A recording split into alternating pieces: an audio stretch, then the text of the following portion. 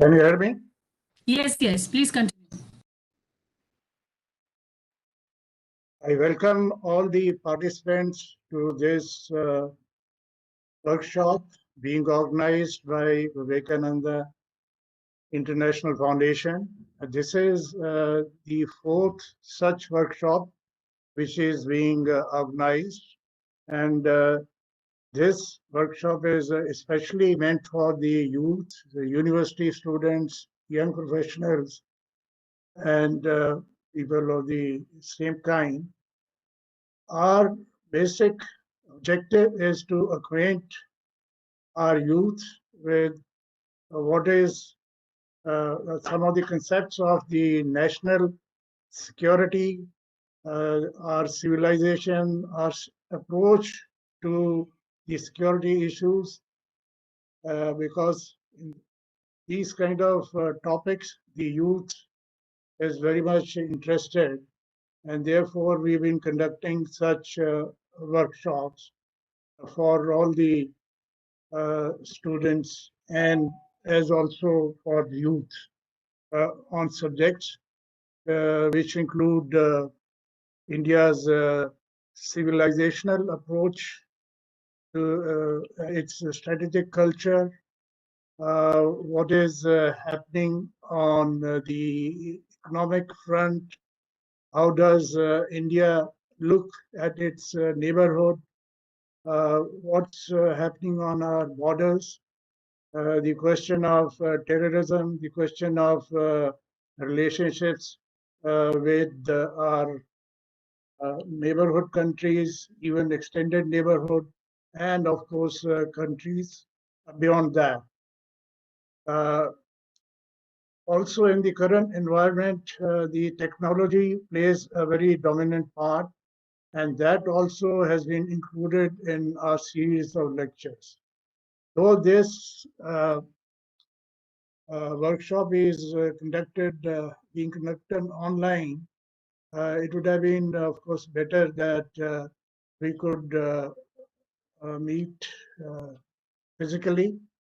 But due to the restrictions of COVID-19, this is being conducted on the webinar as a webinar, and therefore we have a limited time, and therefore only six lectures have been planned for. But we hope to continue with this series of lectures and add more to it so that this becomes more enriching. Now I'll invite our director, Dr. Arvind Gupta, who's director of the Vivekananda International Foundation, to say a few words, give his opening remarks, and he is Indian Foreign Service officer, former Deputy National Security Advisor, and Secretary, National Security Council Secretariat. He was there for 3 years. He has been also a joint secretary in the NCS on deputation from Ministry of Foreign Affairs. He had wide-ranging interaction in official capacity with delegations of other countries.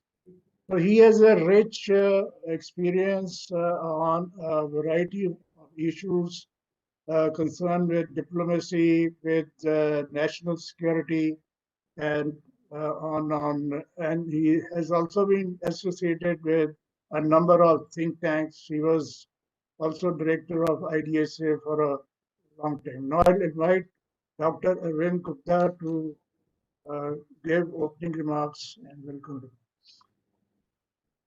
Namaskar and good morning to everyone. Thank you, Brigadier Anand, for inviting me to speak to the students today on this webinar. I also see Ms. Anutama Ganguly from the VIF. She's also here, who has been instrumental in organizing this seminar. The purpose of this seminar webinar was explained by Brigadier Vinod Anand. Our idea is that we should set up a dialogue with the youth. Today, the international environment is changing so rapidly. There are many challenges before us. We have to overcome our developmental challenges, and India has to find its place in the Committee of Nations. So in this, the youth is going to play a very important role. When we talk about India and its place in the world, we have to take a long-term view, which perhaps extends to the next 20, 30, 40 years. And we should have a capability to look beyond the immediate and actually peer into the future. Look at what kind of challenges that we may be facing. We should have the capacity to do scenario building for India, looking at both the opportunities and challenges. The youth has a special place in making India rise and occupy its well-deserved place in the Committee of Nations. But we have to inculcate that habit of strategic thinking. Some of you who are studying, you may have read, particularly those in the field of international relations. In the 90s, there was a lot of writing in the Western academic circles, which was endorsed by some people leading academicians at that time, even in India, that India does not have the culture of strategic thinking.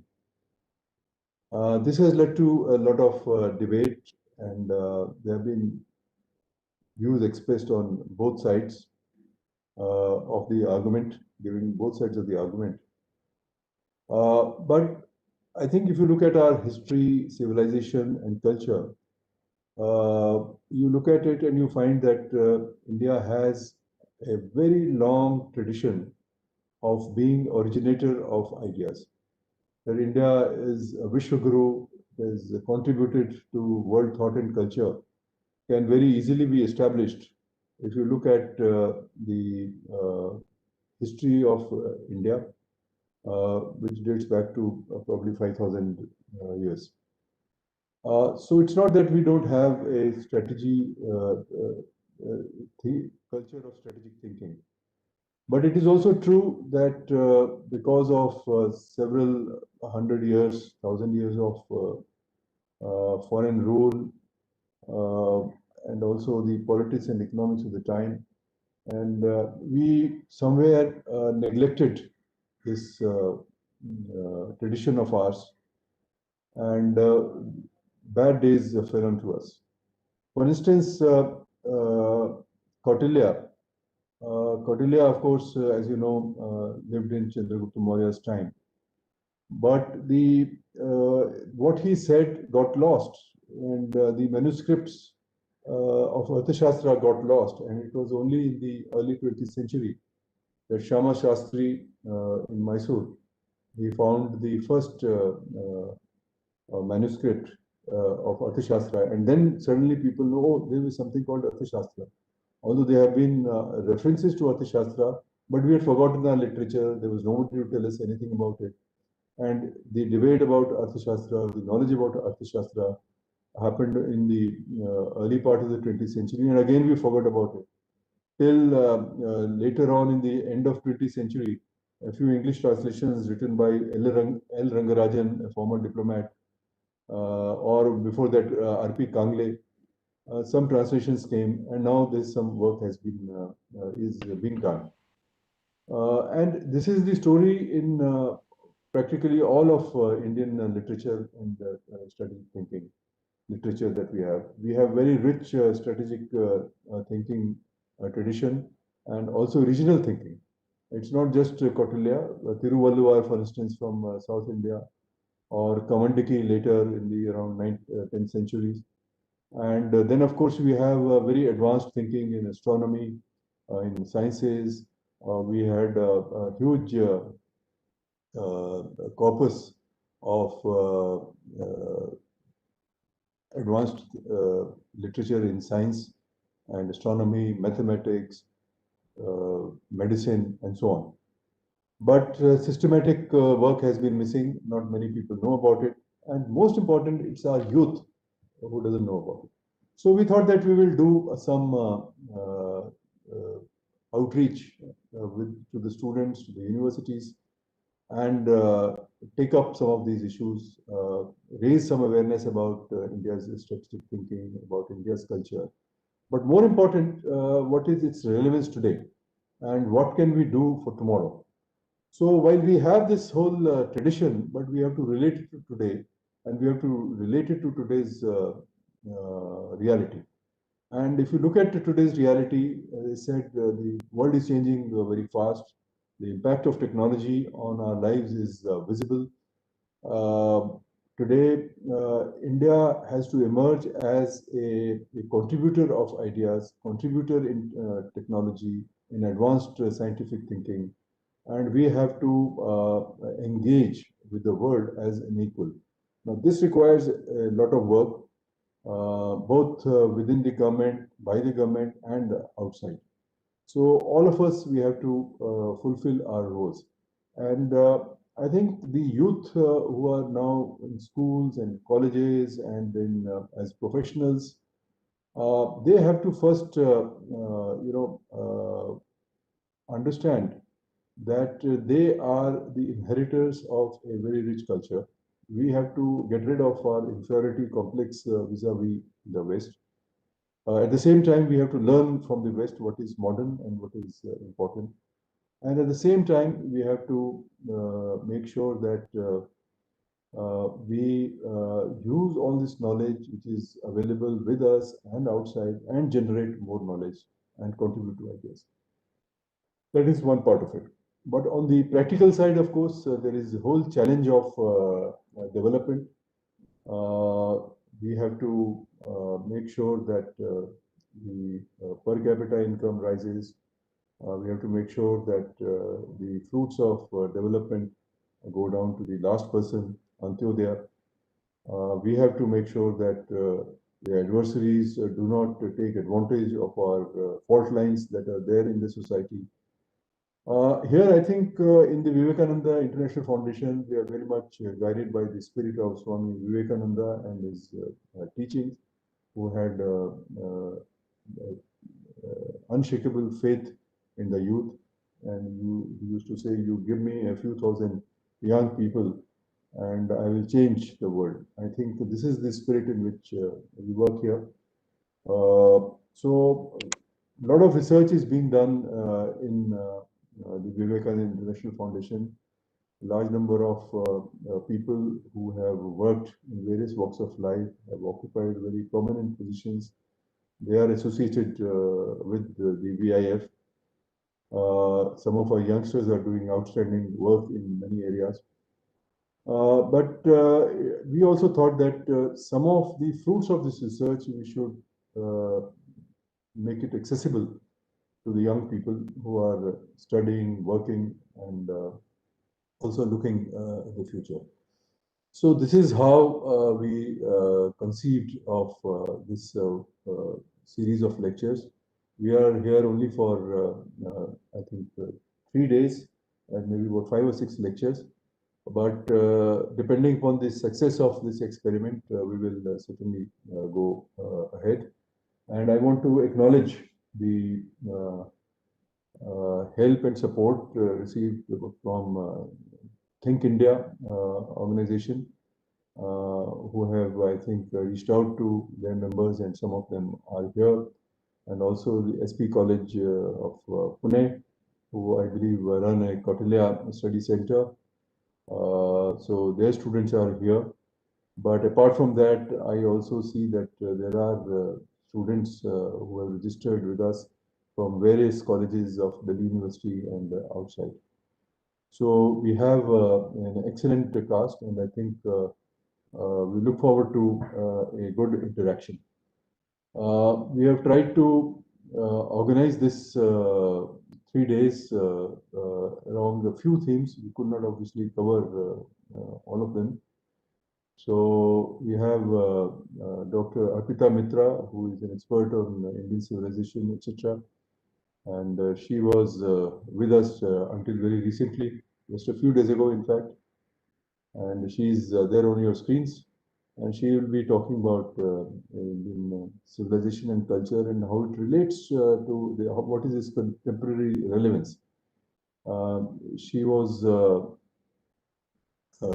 organized several conferences in the VIF when she was here, particularly on Vasudhaiva Kutumbakam, the universal theme that is the hallmark of Indian civilization, and I'm sure she will speak about it. We also have Devsena Mishra, who is also on the screen, and she has worked on technology issues, and I think in fact, this idea of this workshop originated in our discussion with her. She is passionate about technology and how the youth can be associated with the generation of technologies and how India's future can be changed by the use of technology. So she has a abiding faith in technology and in India. Then we have General Atta Hasnain. I'm sure you read his articles. He's a distinguished fellow with the VIF, a very eminent strategist.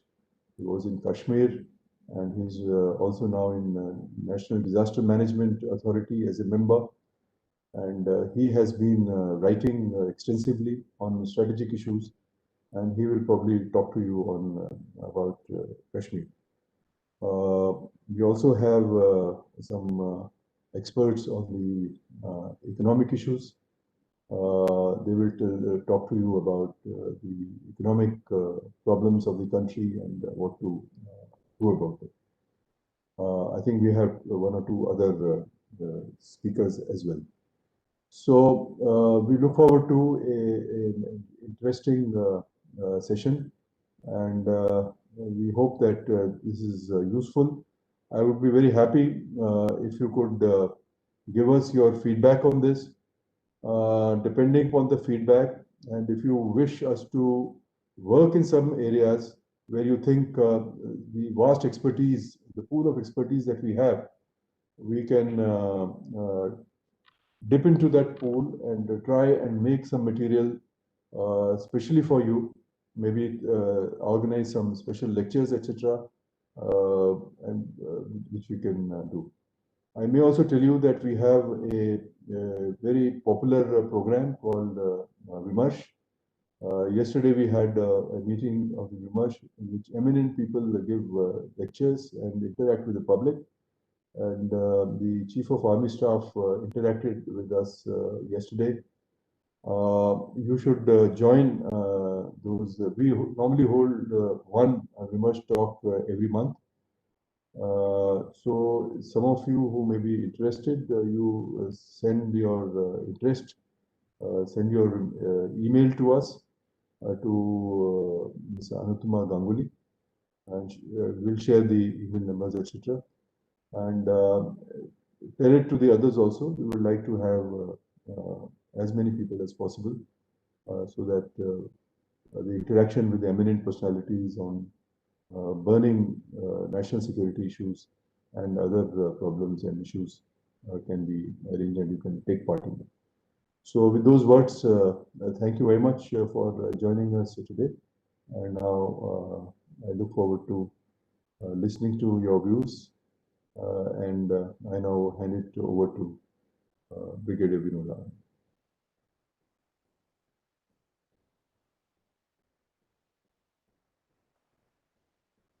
Thank you very much, sir, for those remarks. Now I would invite Dr. Arpita Mitra to speak on the topic. Arpita.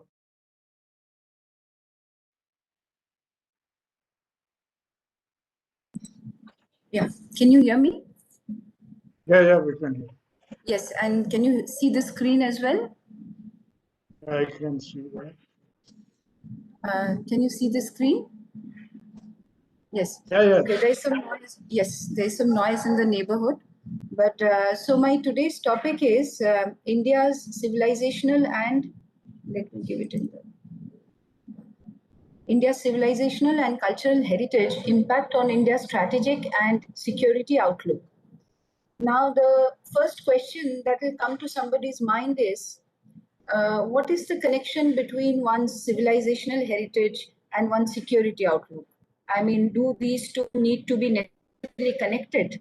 Our modern experts of international relations say that they are connected because it is a country's civilizational outlook which actually shapes the country's international foreign policy also.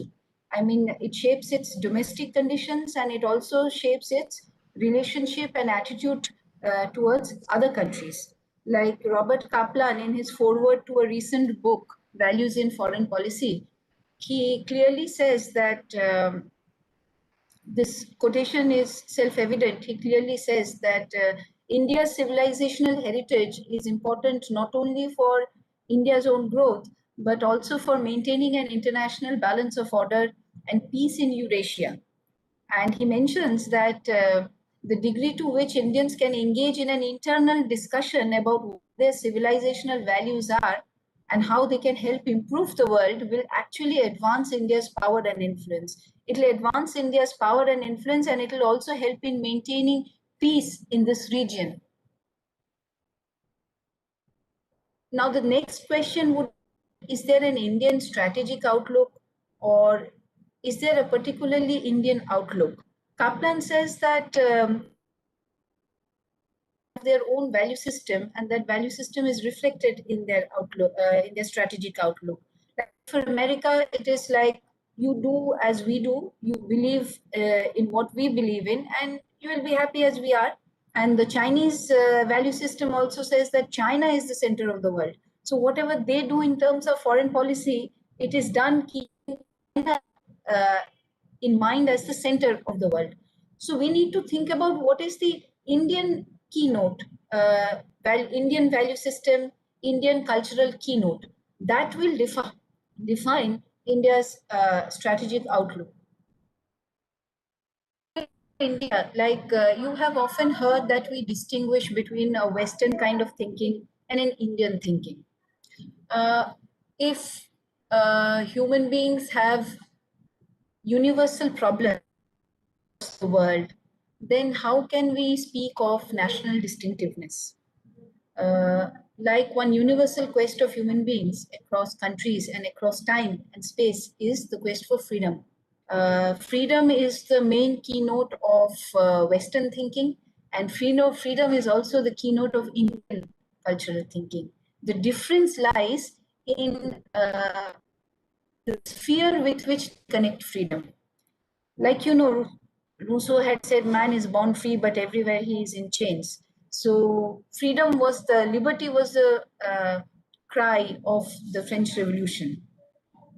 The entire revolution was enacted on the basis of this one principle, liberty, and then naturally equality and fraternity followed. Then all the major philosophers of Europe, be it Hegel or be it Marx, I mean, all of them have pursued this idea of freedom. Hegel says that each era has its own idea of freedom, and it is this idea of freedom which defines that age. And when Marx was talking about the liberation of the proletariat, he was also talking about freedom. I mean, in a way, they think that industrialization gives a kind of freedom to human society. The difference is that in Western societies, freedom has always been conceptualized in political and social terms. That is why in the West, you have relatively greater social freedom, and it is always a quest for political freedom. But the fact is, I mean, Rousseau says man is born free. Do you really think that man is born free? India would say that birth itself is bondage. The moment you are born, you are bound because you are dependent on so many things. A little baby is dependent on so many things. As we grow as adults, we are still dependent on so many things. So where is freedom? Everybody looks for freedom, but you need to find the way in which you can attain actual freedom, real freedom, a kind of freedom after attaining which you would no longer need anything else. India says that freedom is the ultimate goal of life. And knowingly or unknowingly, entire mankind is proceeding towards that goal. And whenever we commit a mistake, we come back to square one. But then again, we proceed. The difference is that the West has predominantly looked for freedom in political and social spheres, as I mentioned. But India has looked for freedom in a different sphere, which is the ultimate and the absolute sphere, which is the spiritual sphere. We are free. We are essentially free because we are nothing but the infinite spirit. We are the infinite absolute, which Indians call Brahman. This is the teaching of Vedanta, which says that there is one single divine consciousness which pervades all existence. This consciousness is eternal. Sat means eternal, something that is always existent. It is never destroyed. If there is something which is never destroyed, you have to know that that thing is not bound by time. Anything that is bound by time, space, and causation is subject to origin and destruction. So this divine consciousness has no origin and it has no end. So it is eternal. It is knowledge itself. It is chit. It is consciousness itself. There is nothing else which is conscious. Human beings or life or living beings are conscious because we have this consciousness in us. The more we manifest this consciousness, the better we are. And this consciousness is blissful. It is ananda. There is no sorrow. There is no suffering in it. So if you want to get rid of your suffering in this world, the way is not that you need more material objects. It is not that if you have a car, if you have a house, if you have many friends and family, that will put an end to your suffering. You all know from your experiences that this is never going to happen. Right? The only thing that can put an end to suffering is to know who you really are, to know that you are not subject to suffering. You are the eternal, blissful, divine consciousness, which we call Brahman.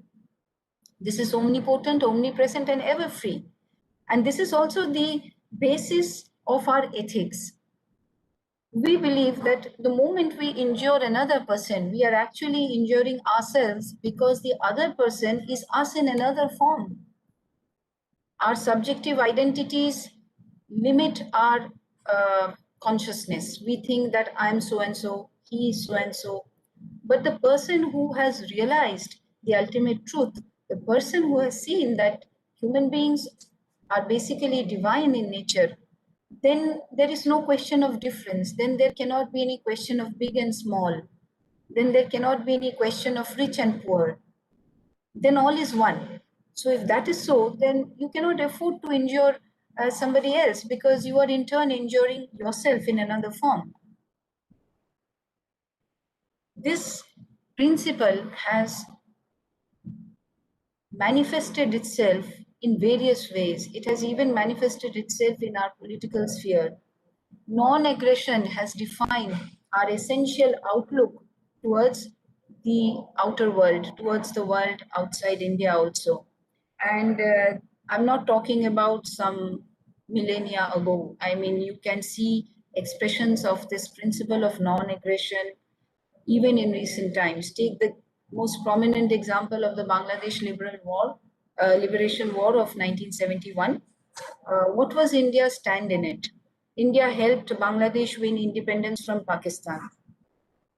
If India wanted, India could have very much occupied Bangladesh. It was a part of India just a few decades ago, and Bangladesh was not strong enough to save itself from India. But the Indian army helped Bangladesh win the war, and they just out of the country. They didn't occupy. I mean, this is an example which has no parallel in the modern world. You will never do this. It is only possible for this country to do this. And then the way they dealt with the defeated, which is the Pakistani government, no extra haranguing. I mean, only just recognize Bangladesh as a sovereign country. Nothing more. India didn't ask for anything more. And the Pakistani prisoners of war were given exemplary treatment in the Indian jails. I have pasted a YouTube link here. This is an interview with Sam Manekshaw. If possible, please see this link. He describes certain after events of the liberation war, where you can see the kind of lofty position which India took vis-a-vis both Bangladesh and Pakistan. For this is that territoriality has never defined Indianness, but civilizational values have. Now, this is not to say that we do not have a territorial consciousness. We have always had a kind of geographical sense of ourselves because we had well-defined territories. I mean, the Himalayas and the sea, nothing could be better defined territories than this, right? So we had a very strong geographical sense of ourselves. You find a description of the Indian territory. Just a second.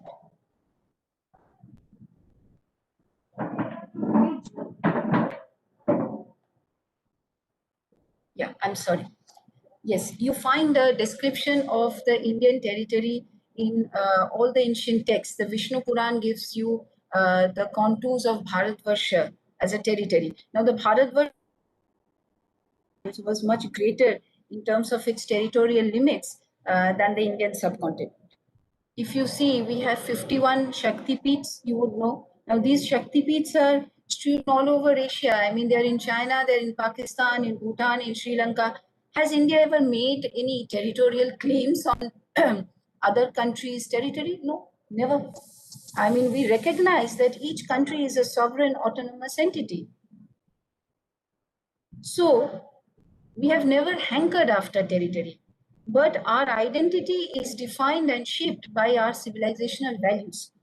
The other day, I was listening to a talk by somebody, and he made a very important point. Like, if you have an Indian passport, will that make you an Indian?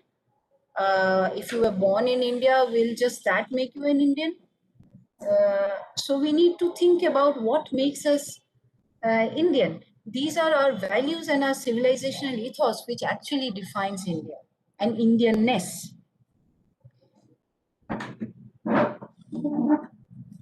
Now, here is the next important question. Non-violence or non-injury is the highest virtue.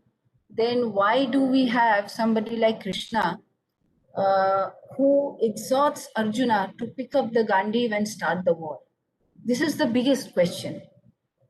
In the early generation of scholars, Western scholars who engaged with the Bhagavad Gita, they were completely perplexed.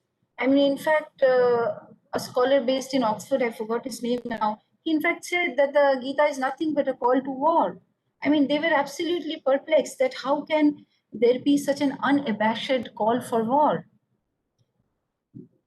Gita chapter 16, certain virtues.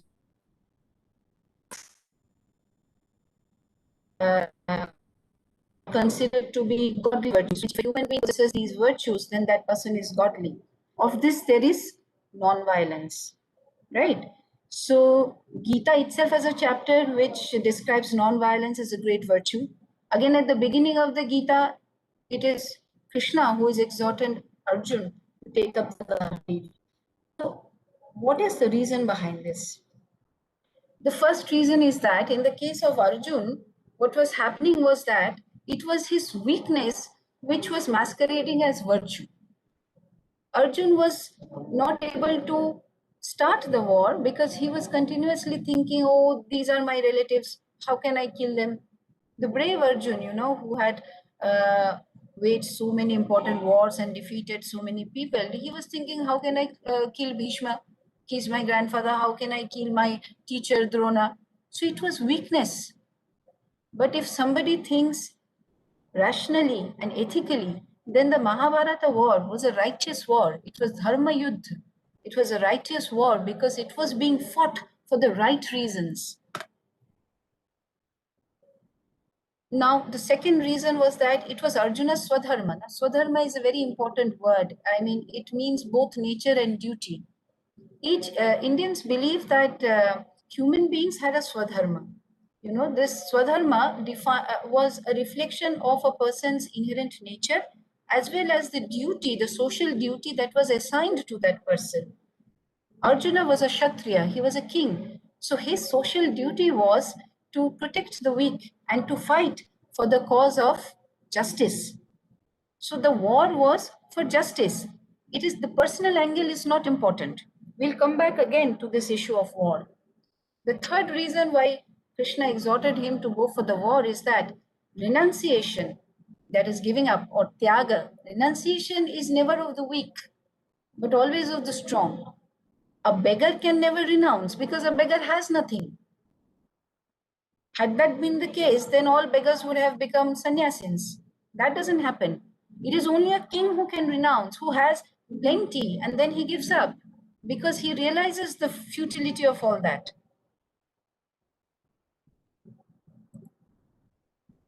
We also have an episode in diplomacy in the Mahabharata, the Udyoga Parva, where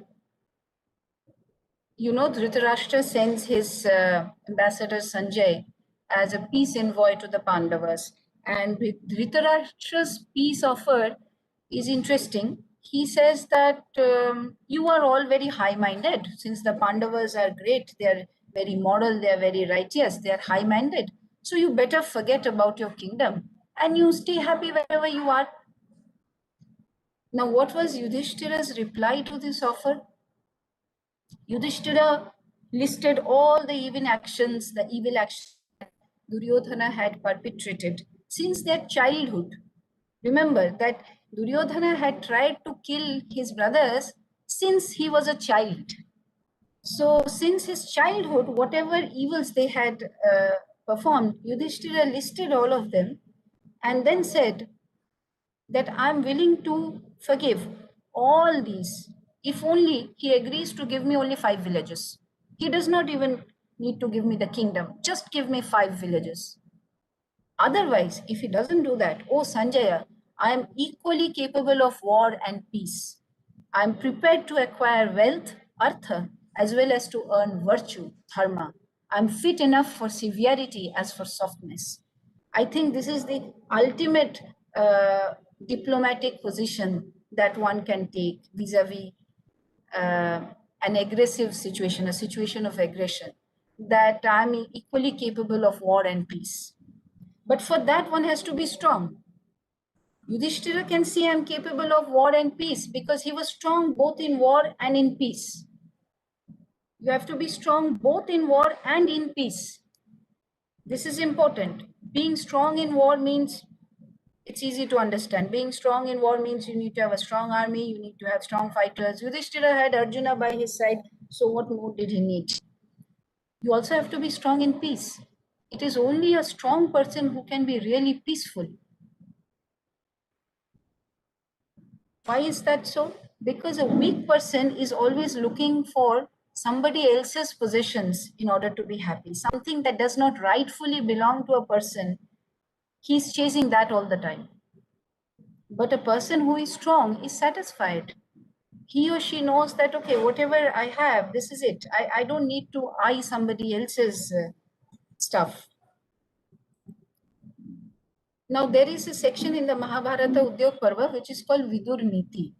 After Sanjaya comes back and reports all this to Dhritarashtra, Dhritarashtra is very disturbed because he knows that if Yudhishthira says I'm equally capable of war and peace, then that means something terrible.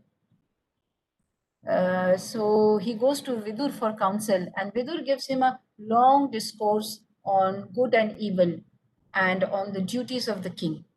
This discourse is immediately followed by a section called Sanat Sujatiya. Once Vidur has finished discoursing Dhritarashtra on kingship, calls in the sage Sanat Kumar for giving spiritual counsel to Dhritarashtra. Vidur himself is quite capable of giving spiritual counsel, but he doesn't do that because that is not his job. This is a question of Swadharma. Vidur is a minister. Sanat Kumar is a sage. So the same thing, what Sanat Kumar will say will have a different dimension altogether. And what is the symbolic meaning? Dhritarashtra is mentally preparing for war, and Vidur is instructing him in ethics, and then he is instructing him in spirituality through Sanat Kumar. The meaning is that the practice of righteousness leads to spiritual awakening. I mean, if you're going for war, you have to be mentally. Dhritarashtra is not fighting the war physically. He's fighting the war virtually, like we are meeting virtually today. Dhritarashtra is fighting the war. Actually, the war is between Dhritarashtra and the Pandavas. Because had it not been for Dhritarashtra's support to his son would not have gone so far. The main evil lies there in Dhritarashtra's heart. So Vidur is mentally preparing Dhritarashtra for the war and the consequences of the war, because everybody knew that the Pandavas are going to win. Now, let us look at this, a portion of Vidur's counsel to Dhritarashtra. He says that great prosperity attends upon the king who knoweth how to invoke confidence in others, who inflicteth punishment on those. I mean, he's saying a great king is one who knows on whom to inflict the punishment, like who is the real guilty person, and what would be the measure of the punishment. You cannot have the same degree of punishment for everything. And third, where to show mercy. A good king is one who would also know that. So it is not only about punishment, it is also about knowing where to show mercy. Because if there is a situation where showing mercy will change a person, will change a wrongdoer, then mercy has to be shown. Then if you try to punish, then it will not help that person. A good king is one who is able to distinguish between these, where to show mercy and where to punish. And if you are punishing, then you need to know the proper measure of punishment, the right degree of punishment. He is a wise king who does not disregard even a weak foe. So just look at the idealism as well as the practical aspect. I mean, a good king is one who has to be idealistic as well as practical. There is no option, there is no choice, either or no. A good king is one who has to be both. He is a wise person who does not disregard even a weak foe, who proceeded with intelligence in respect of a foe, anxiously watching for an opportunity, who doth not desire hostilities with persons stronger than himself, and displays his prowess in season. So not a foolish display of power all the time, who displays his prowess in season. Now, let me also talk a little bit about Kautilya Arthashastra, since Dr. Gupta mentioned Kautilya Arthashastra, which is now considered to be the key strategic text. Actually, there were many texts in India which were lost, even manuscripts for many. There are various versions. So we do not know, you can say, 80% of our textual and intellectual heritage. We do not know about that. So Kautilya Arthashastra says that the Matsya Nyaya, the law of the fish, which is the big fish eating up the small fish, which happens when there is chaos and lack of law and order. What happens then is the powerful, the strong, oppresses the weak. In order to prevent that, the state has to use danda or punishment. So the state's powers are defined in terms of its ethical responsibilities. So one can see a fusion of political realism and political idealism in the Arthashastra. Now coming back to war and peace, Krishna's logic for the prevention of the war was different. You must note the fact that Krishna did everything possible to prevent the war. He himself went as the ambassador of peace to Dhritarashtra's court, and he was humiliated there by Duryodhana. He himself made all compromises possible. He said that if you give us 5 villages, we will be happy and we'll forgive and forget everything, including Draupadi's Vastraharan, which is an unforgivable offense. But Duryodhana's reply was that I will not even give Shuchagra Bhumi, the amount of territory that can come in the eye of a needle, I will not even give that to the Pandavas. So you can imagine the obstinacy of this person, Duryodhana. So then Krishna said, then what other option is left for us other than war? Even after this, he tried to prevent the war by disclosing the true identity of Karna to him and trying to take him by his side. Because he knew that if Karna leaves the camp of the Kauravas cannot fight the war. Even after this court session, he tried to prevent the war. When all attempts had fainted, because he had said that war is really the last option, the last resort, because the kind of damage, destruction that war brings about, that is unthinkable. And human beings and a king, a righteous king, has the responsibility of trying to avoid war as much as possible. When all these attempts failed, then he jumped headlong into war to such an extent, then he would encourage Arjuna to give up weakness and fight the war. Kautilya's Arthashastra gives practical reasons for avoiding war. Arthashastra also says that war is the last resort. First, you have to apply all other tactics. All non-military tactics have to be exhausted in trying to prevent a war. When nothing works, then you have to go for war. So be it from an idealistic position or from a realist position, this is very clearly defined as India's principle that we don't want bloodshed, we don't want war. But if war has to be waged, then it has to be waged in full force, and it can be waged only for a righteous reason. Gurumurthy ji had recently written a special paper for VIF, which you would find on our website, where he had said the problem which happened with modern India was that we forgot the example of Arjuna and we went into an unwillingness to engage with the issue of war because we chose to remember the example of Ashoka. We have two great episodes of war in the Indian civilization. One is that of Arjuna and the other is that of Ashoka. These are two very different contexts. Ashoka had fought an unrighteous war. He had fought a war for greed. And that is why he was repentant after the war. And that is why he converted to peace. But even after that, he did not give up his army. Remember that. He did not give up his army on the borders. He gave up war, but he did not give up his army. But he had remorse because he had fought an unrighteous war. Arjuna had remorse before the war because he was weak. But after the war, even after he himself had lost his son and most others had lost his son, where was the remorse? Everybody knew that this is what had to happen. So Gurumurthy ji says that India forgot the example of Arjuna and followed the example of Ashoka, which is a completely different context. Now, I need to tell you a little bit about the ideal of Kshatriyahood in India. We believe, like across philosophies, we believe, Indians have believed that there are three elements which are existing in nature. Nature, not environment, nature in the natural world that we see around us. One is the passive principle, the inert principle, which is tamas. Tamas is tamogun. You must have heard three gunas. So sattva, raja, and tama. Tamas is lethargy, inertness, non-activity, darkness, ignorance. And rajas is activity, but activity that is oriented by power.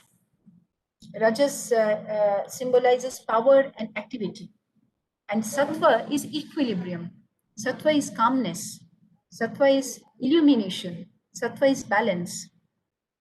These are denoted very beautifully by the three colors. Sattva is white, rajas is red, and tamas is black. So the colors themselves tell you about the nature of these three forces.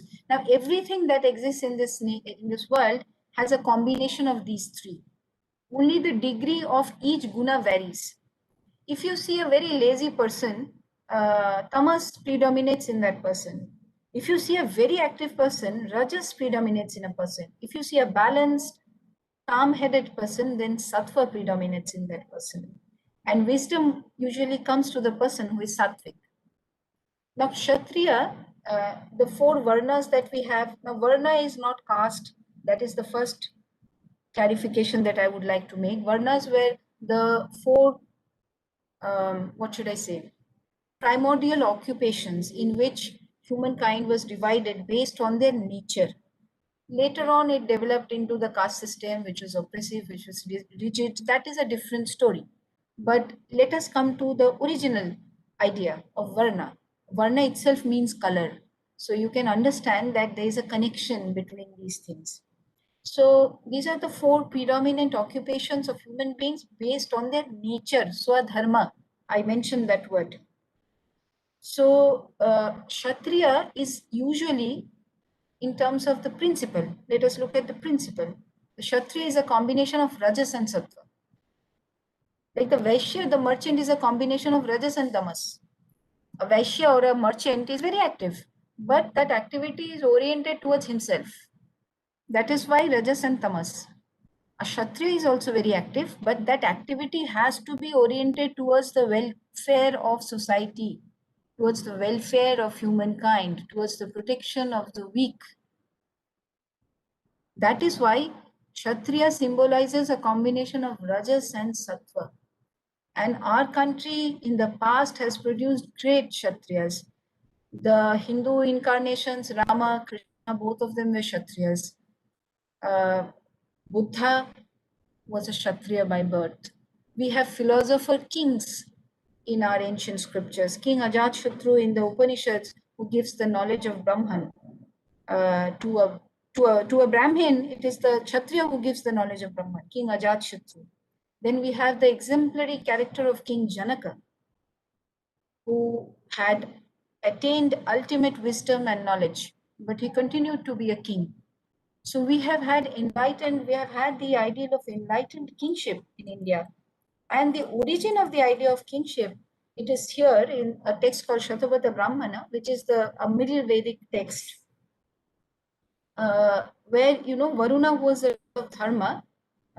Dharma means righteousness. It does not mean religion. Please don't commit this mistake of thinking that the dharma of ancient India means religion. It does not mean that. Dharma means righteousness, ethics, morality, duty, and a lot of other things. So Varuna used to be the king of righteousness. And when a king was newly anointed, then Varuna was believed to hand over the charge to the king. That is how the king became Dharmapati. So the word used for the king was Dharmapati, which means that the king is the lord of righteousness, which it's understood then the main objective of the king is to protect righteousness. That is how we define kingship. The reason why India has always distinguished between different kinds of natures and we have assigned different duties and different stations to people is that we recognize that the world has to be diverse. We cannot kill diversity. We cannot put a square peg in a round hole. All the evils of modern society ever since, we became colonial, and one of the problems with the West has been that all these centuries they've been trying to make everybody conform to one standard, which is not possible. The Roman Empire imposed a common religion, a common language, one common thing on the people, and the Roman Empire broke up because they feel that it is only homogeneity which can bring about unity. That is not so. You have to recognize diversity, you have to respect diversity, and people are different. So you can't ask somebody to do something that is not aligned with that person's nature. Right. So we can't expect a king to become an average king. There have been enlightened kings, but we cannot expect an average king to become like a sadhu or like a sannyasi. A king will enjoy a little bit because he has that much of rajasic tendencies in him. But the orientation always has to be given a higher direction that you enjoy, but don't forget your main duty, which is the protection of the weak.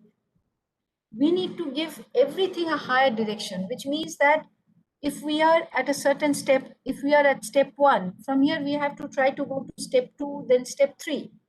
We can't say that, oh, step 1 is so bad. So what will you do? Will you hang in the air? No. You have to keep one foot on step 1 in order to climb the step 2.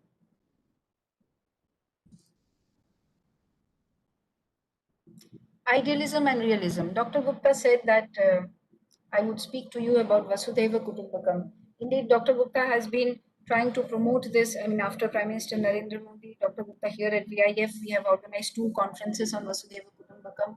And Vasudhaiva Kutumbakam indeed describes our outlook towards the world.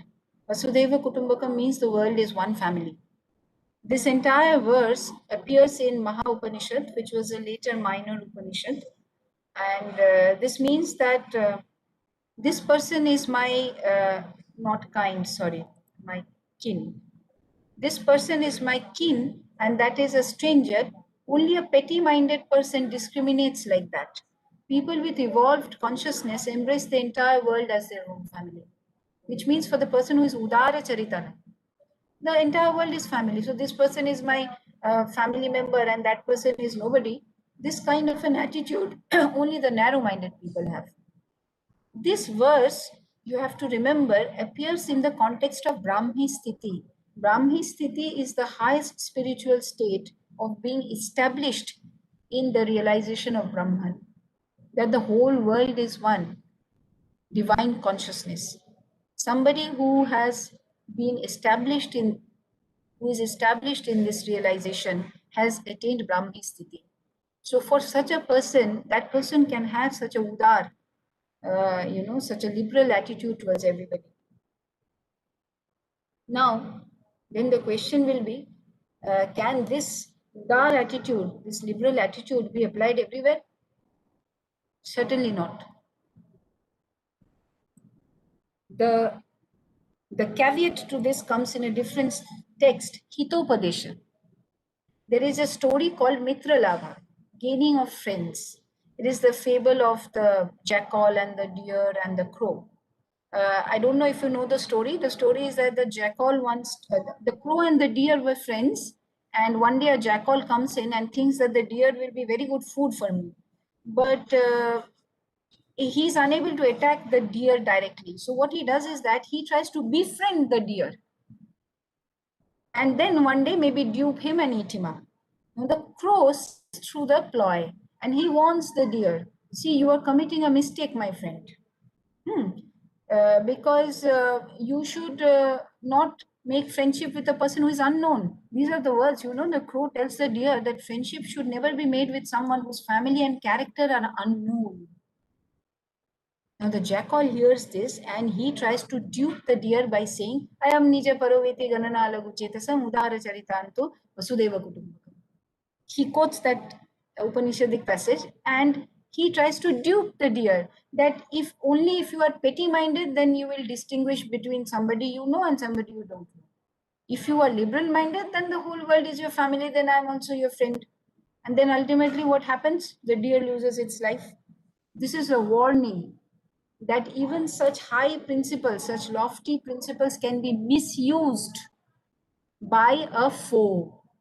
Such lofty principles can be misused by your enemy. So do not be foolish. I would like to end with a modern sage, Sri Ramakrishna. Everybody, you would know that he was the guru of Swami Vivekananda, and the general impression we have about him is that he's always God absorbed, always in meditation. That was true.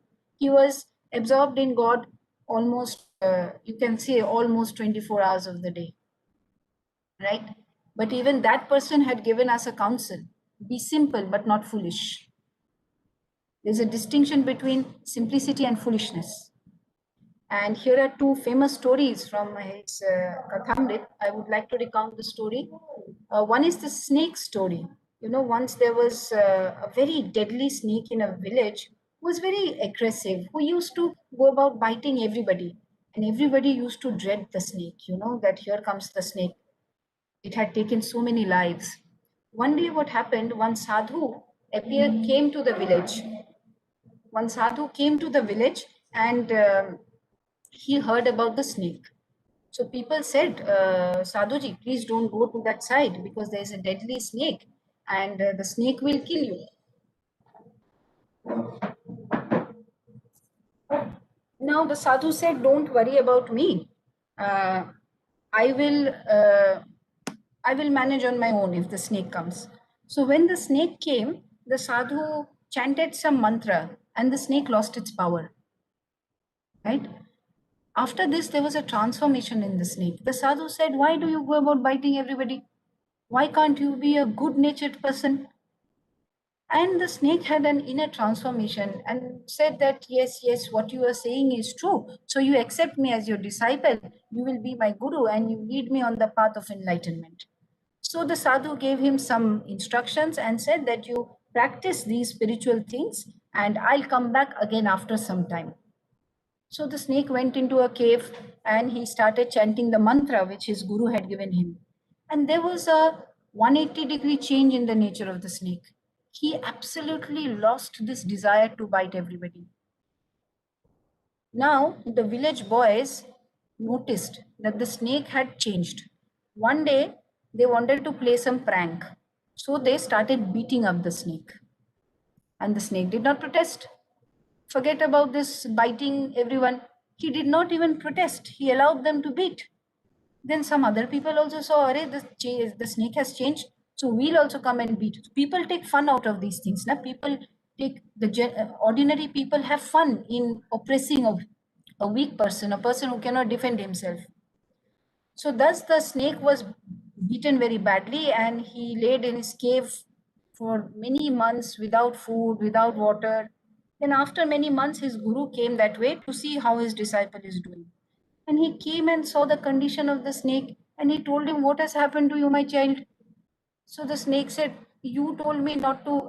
The snake recounted the story. See, they had beaten me up and now I cannot even eat anything else. I usually survive on a few leaves and I don't disturb anybody. I stay in my cave and I chant the mantra that you gave me.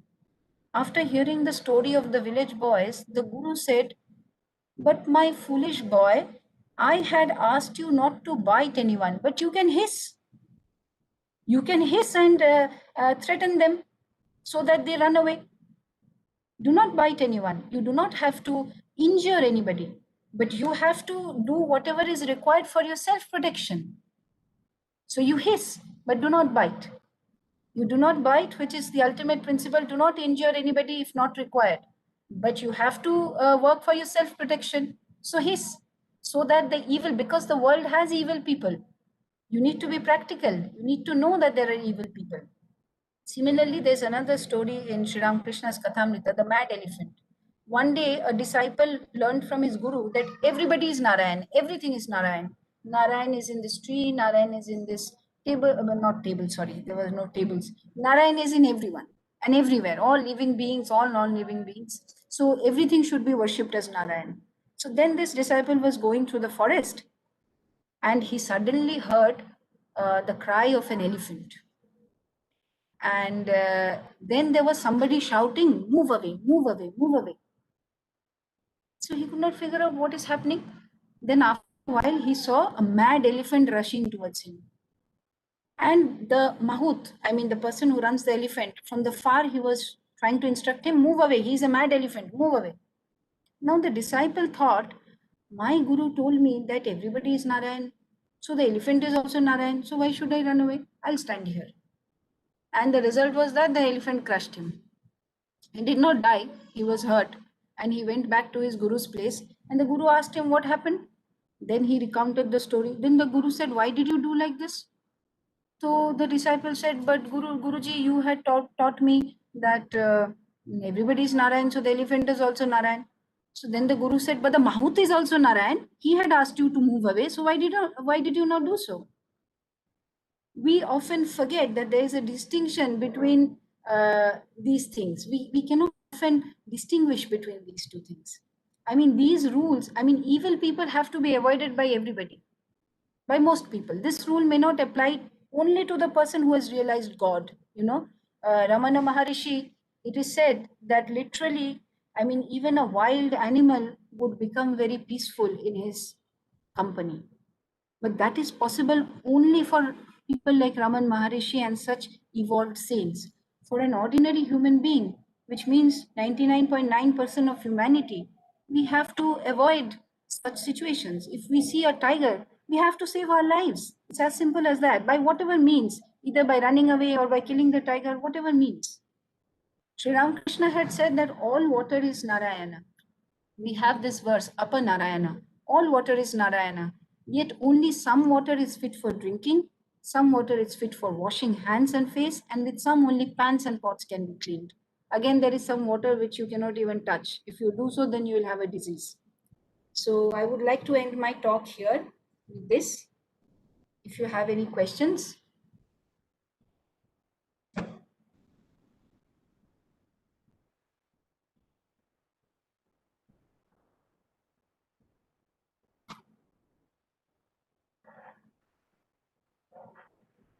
Thank you, Arpita, for that very good exposition of the India's civilizational heritage and its approach to the uh, strategic and security or rather outlook. Uh, so I would invite now question and answers. We got, I think, 15 minutes or so, and you can either put your question in the chat box or you can unmute yourself and ask the questions.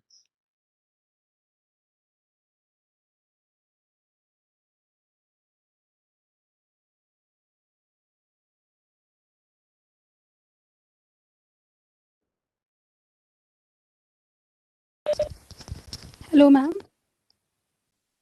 Yeah, please go ahead. The presentation was really nice. I have a question. Do you think India's past civilization?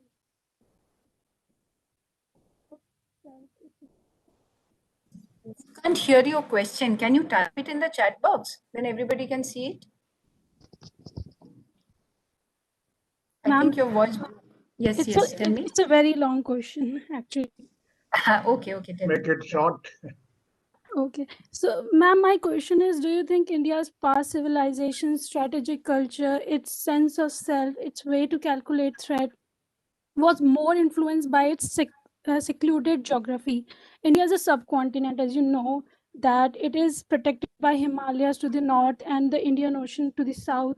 Um, that has made India's perception of strategic culture, sense of security, somewhat inward looking. So my question is, today's India's capabilities are different, and now we are more capable to go beyond our geography. And the scenario is also very different, where there's a demand that India should play a role in Indo-Pacific. India should play a greater role on global platform. Is it sensible now to rely on past example of realism and idealism? Thank you. Your question has actually a couple of questions in it. Yes. So your first question is that whether India's geographical isolation informed its past strategic outlook. To a certain extent, yes. Not only its geographical isolation, but also its self-sufficiency. You know, India was always a rich country in the past. Till the British came and exploited us, we were a very rich country, contributing to a large part of the world's GDP. You must be knowing these figures because these are well known now. So India was also a very prosperous country. So even the need to loot somebody else never arose. So our self-sufficiency, our geographical isolation, our climate is also a very important thing. You know, people who live in hostile climate, because place actually shapes one's consciousness. So place also shapes the consciousness of people as a people. You know, most part of India has a very comfortable terrain. It's not very hostile. You see the kind of Buddhism you see in the Indian mainland and the kind of Buddhism you see in a country like Tibet or in a country like Bhutan, where the geography is completely of a different kind. You know, it makes a huge difference in social outlook and your reception towards things. That is why Buddhism acquired so many different dimensions in different countries. You will not be able to you will wonder, acha, Indian Buddhism is like this, how is Ceylonese Buddhism like this, how is Vajrayana Tibetan Buddhism like this? All this is informed by geography, by economic circumstances, provisions, resources, and a lot of other things. So definitely India's past outlook was shaped by all these factors. The only thing that was unstable in India's geographical location from a strategic point of view was the northwest. Apart from the northwestern side, and that part of India's border always fluctuated. The northwestern side, because that's an open side. So that border always fluctuated, you will see. So that is first part of your question. The second part of your question, can we follow past examples for the present times? To a certain extent, yes. Because to a certain extent, certain things are still similar. And to a certain extent, we are still Indians. If you try to impose an outlook on us, which has never been part of our civilization is like millennia old civilization. If you try to impose something on us which has not been historically part of our civilization, that will be dangerous. So we have to choose a path which is aligned with our past heritage as well as aligned with the needs of the present times. We can't, when we say that our past heritage, we can't copy our past A to Z because so many things have changed. We need to keep a basic principle or fundamental principle the same. If you acknowledge that India's fundamental principle is that we stand for knowledge, we stand for peace, then this has to be our fundamental principle. But the rest has to be tweaked. The rest has to be a permutation and combination depending on the contemporary strategic reality. Take, for example, our nuclear doctrine. We had to go nuclear because our circumstance, but that is also in keeping with our past. I said that Ashoka gave up war, but he did not give up his army because that would be foolishness for a king. So there are still elements in the past which we can take, but we have to also take into account the contemporary situation, and that has to be different from a case-to-case basis. Okay? I think, did I answer your question? Yeah, that's right. There are more questions in the chat box. Let me read out. It would be great to know for your opinion on the influence of our cultural and civilizational on the nature of our foreign policy. How do we correlate current strategic challenges to Indian civilization and historical aspects, etc.? I think similar.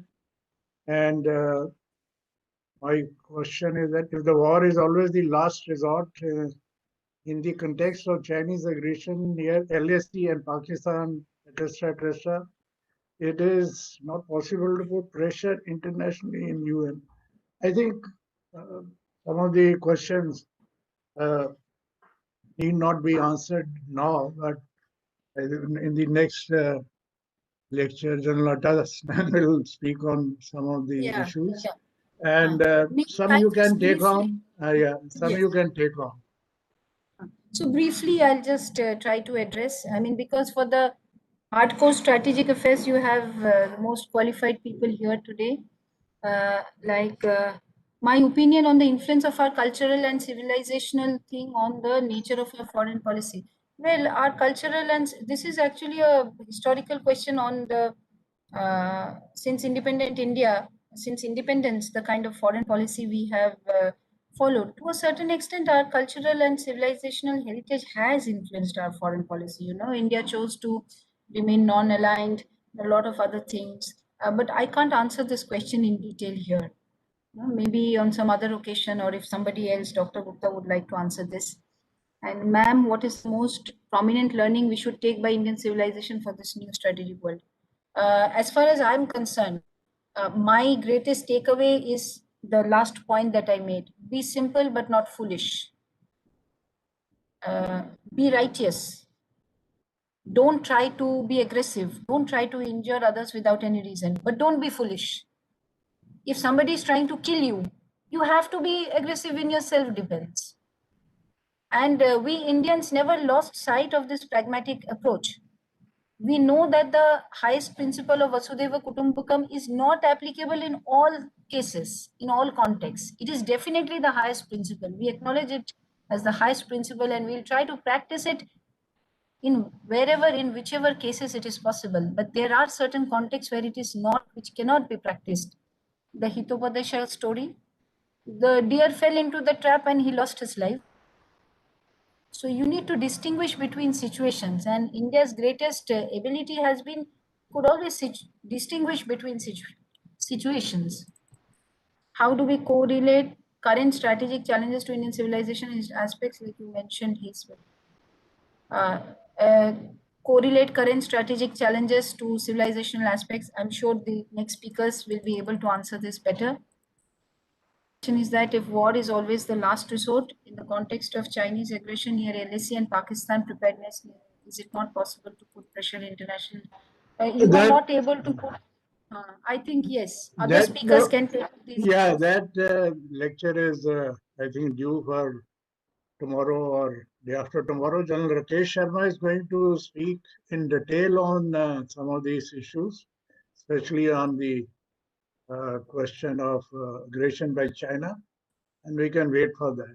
Others, you can mention a bit. I think there are still a few minutes left for Some you. I already answered. The one on Vasudhaiva Kutumbakam I already answered now.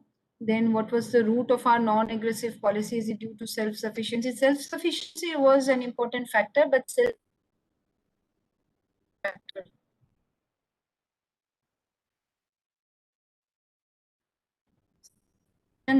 we had for which we could contemplate on higher things in life. Somebody who is all the time busy fending for oneself will never get the time to think about what is the true purpose of life, what is the real nature of human beings. We could think about that because we were economically prosperous, so we had enough to eat. So that is why we had the time to devote our energies to such high questions of philosophy. And then the question is concept of nation and nationalism as presumed on the basis of interpretation of previous governments into narrative.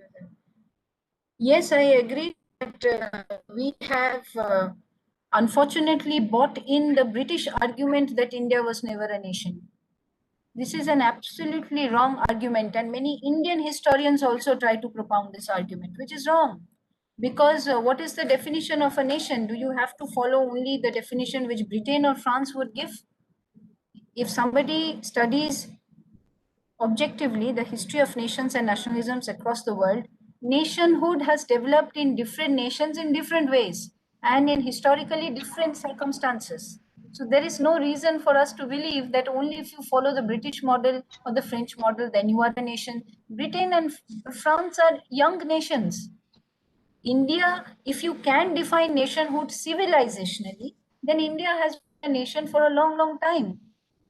A country where there is such a heightened political consciousness, you look at the Mahabharata epic, such heightened political consciousness, and so it is definitely a nation in some sense. And yes, that is not exactly in the sense of civil society, maybe. It's not a question of civil society. We were a monarchical state, but nonetheless, there was a political sense also. Ashoka's empire, then the Gupta Empire, then the Mughal Empire.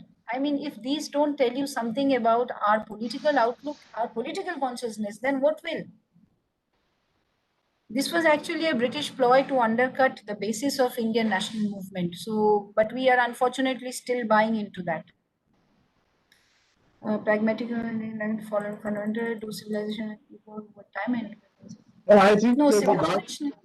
the last question you can answer is, do civilizational values evolve over time, or do we consider them to be static?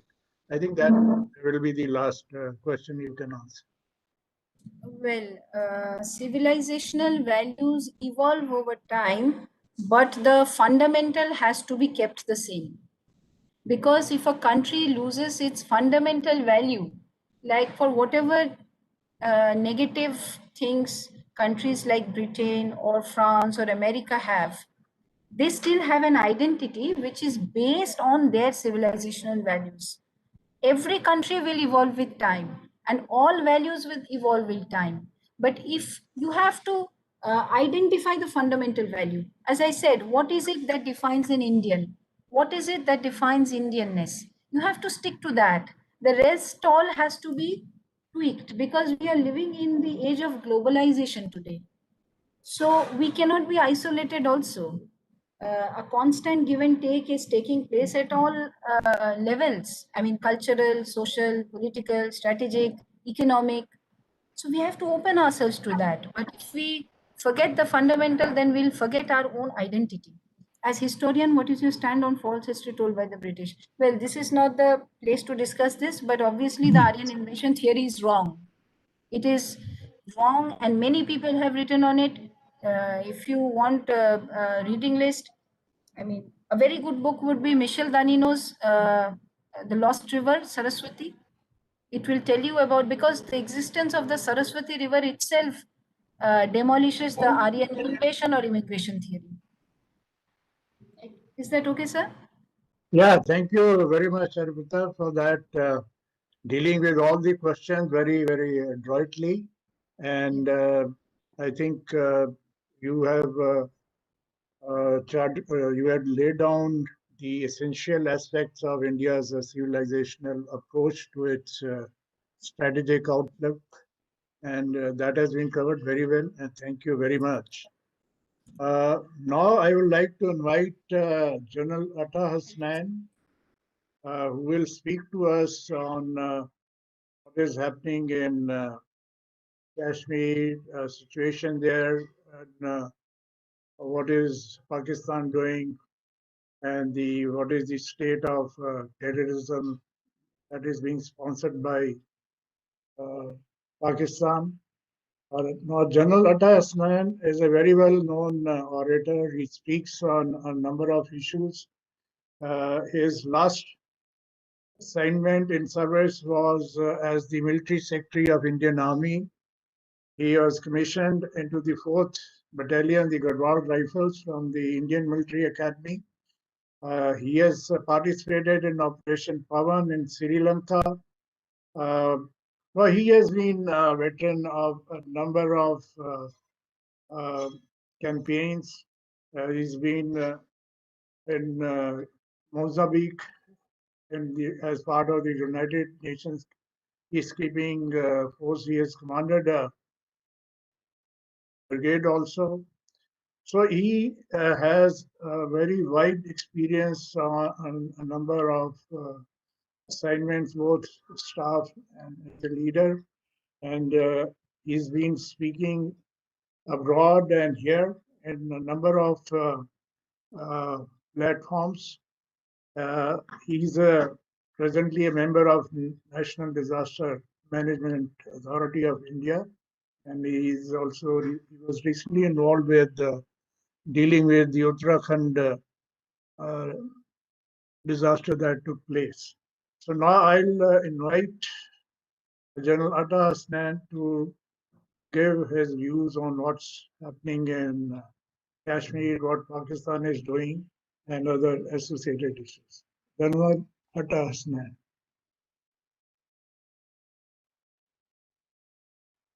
Yes. Can you hear me, sir? Yeah. We can hear you very well. Very good, sir. Before I do anything else, let me first of all attempt to share my PowerPoint, because that is the very important aspect here. I'll just see that it gets, yeah.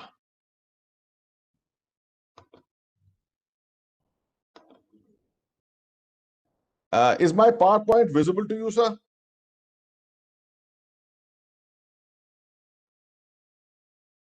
Is my PowerPoint visible, sir? Yes, General Hasnan, please continue. Great. Thank you so much. Right. Thank you, Brigadier Anand. Thank you very much. And my compliments to Madam Arpita Mitra, who preceded me in this wonderful event. I was listening to her talk. Most of the time I was listening to her talk, and her very, very articulate responses to the questions and queries. Excellent. I'm glad that I'll be able to connect up some of the things that she spoke in my talk on Jammu and Kashmir.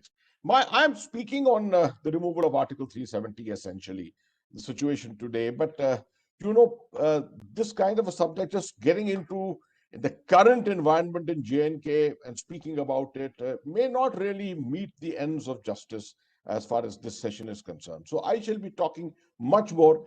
I have about 23 slides with me. and I shall try and bring my complete field experience of being in Jammu and Kashmir for many, many years, 7 assignments that I have had there, link it up with Ladakh to some extent also, and try and see if I can link this to some of the questions which came the way of Madam Arpita Mitra also. Okay. One second, I'll have to, yeah.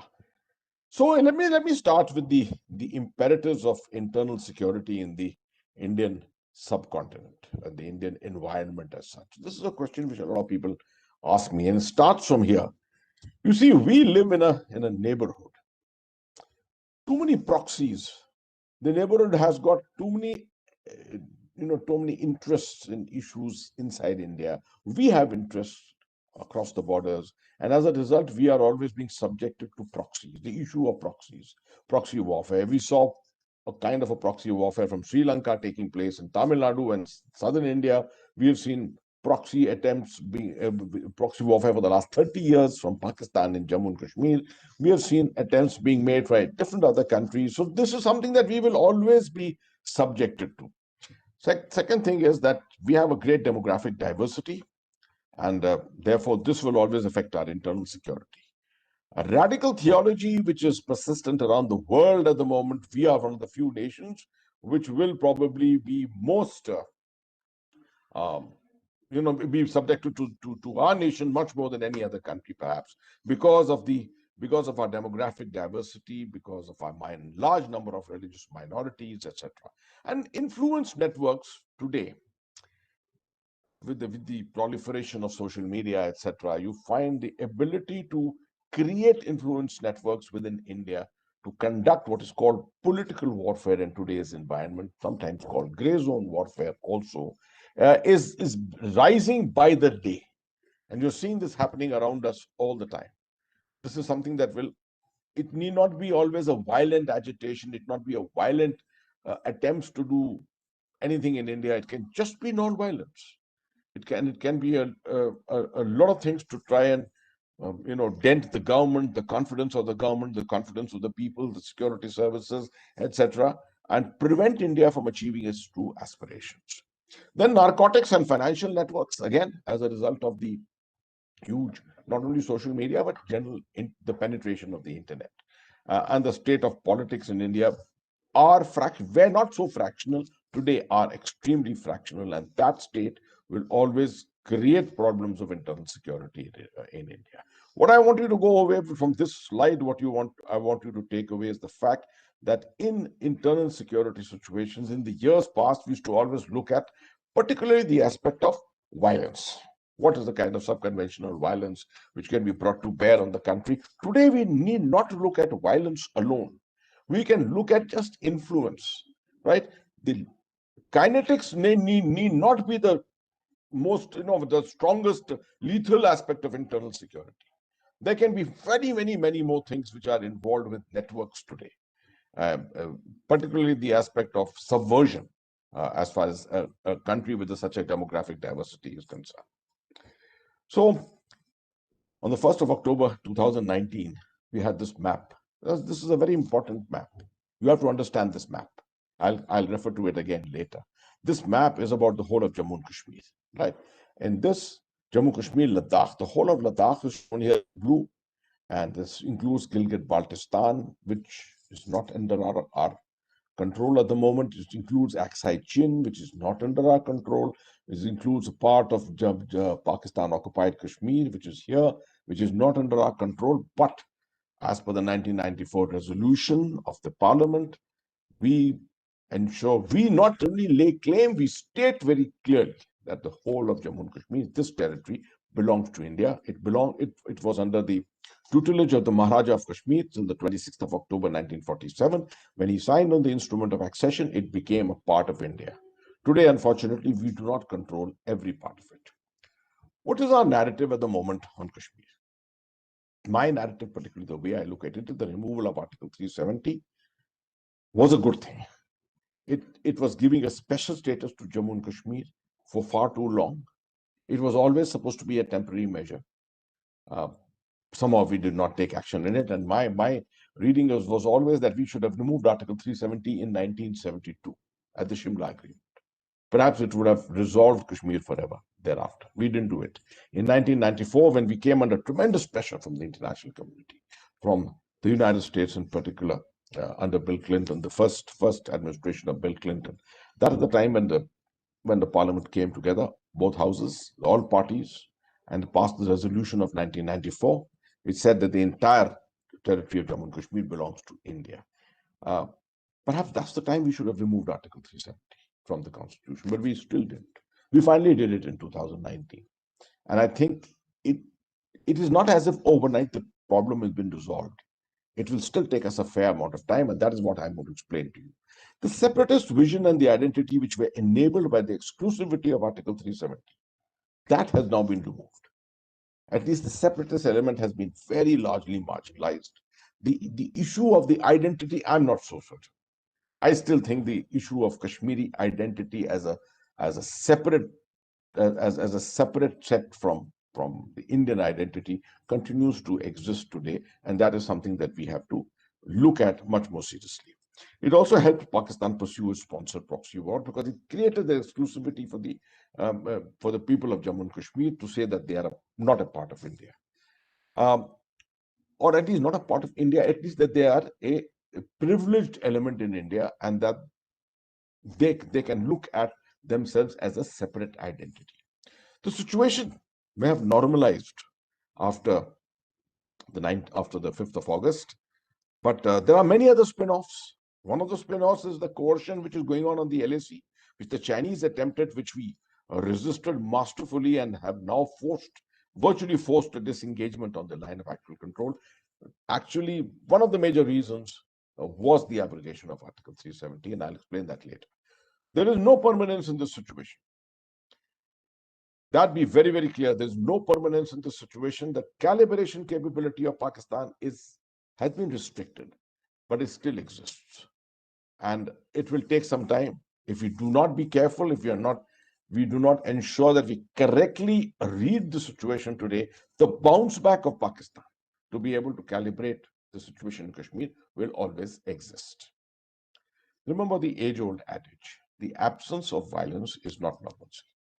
We have reduced violence hugely, hugely.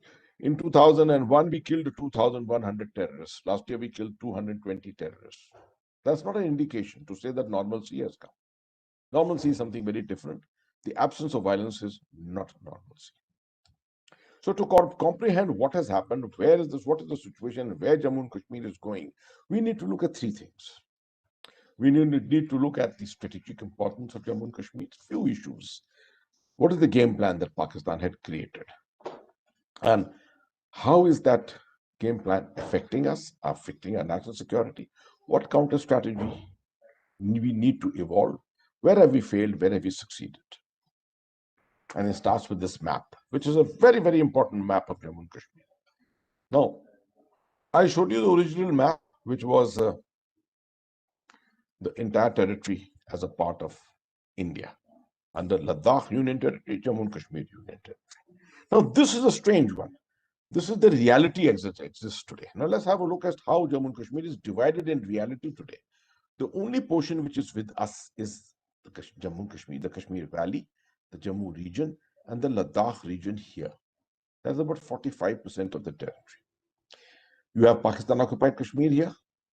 You have Gilgit-Baltistan here.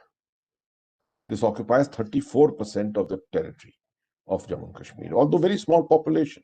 Gilgit-Baltistan, for example, has just got a population of 1.5 million.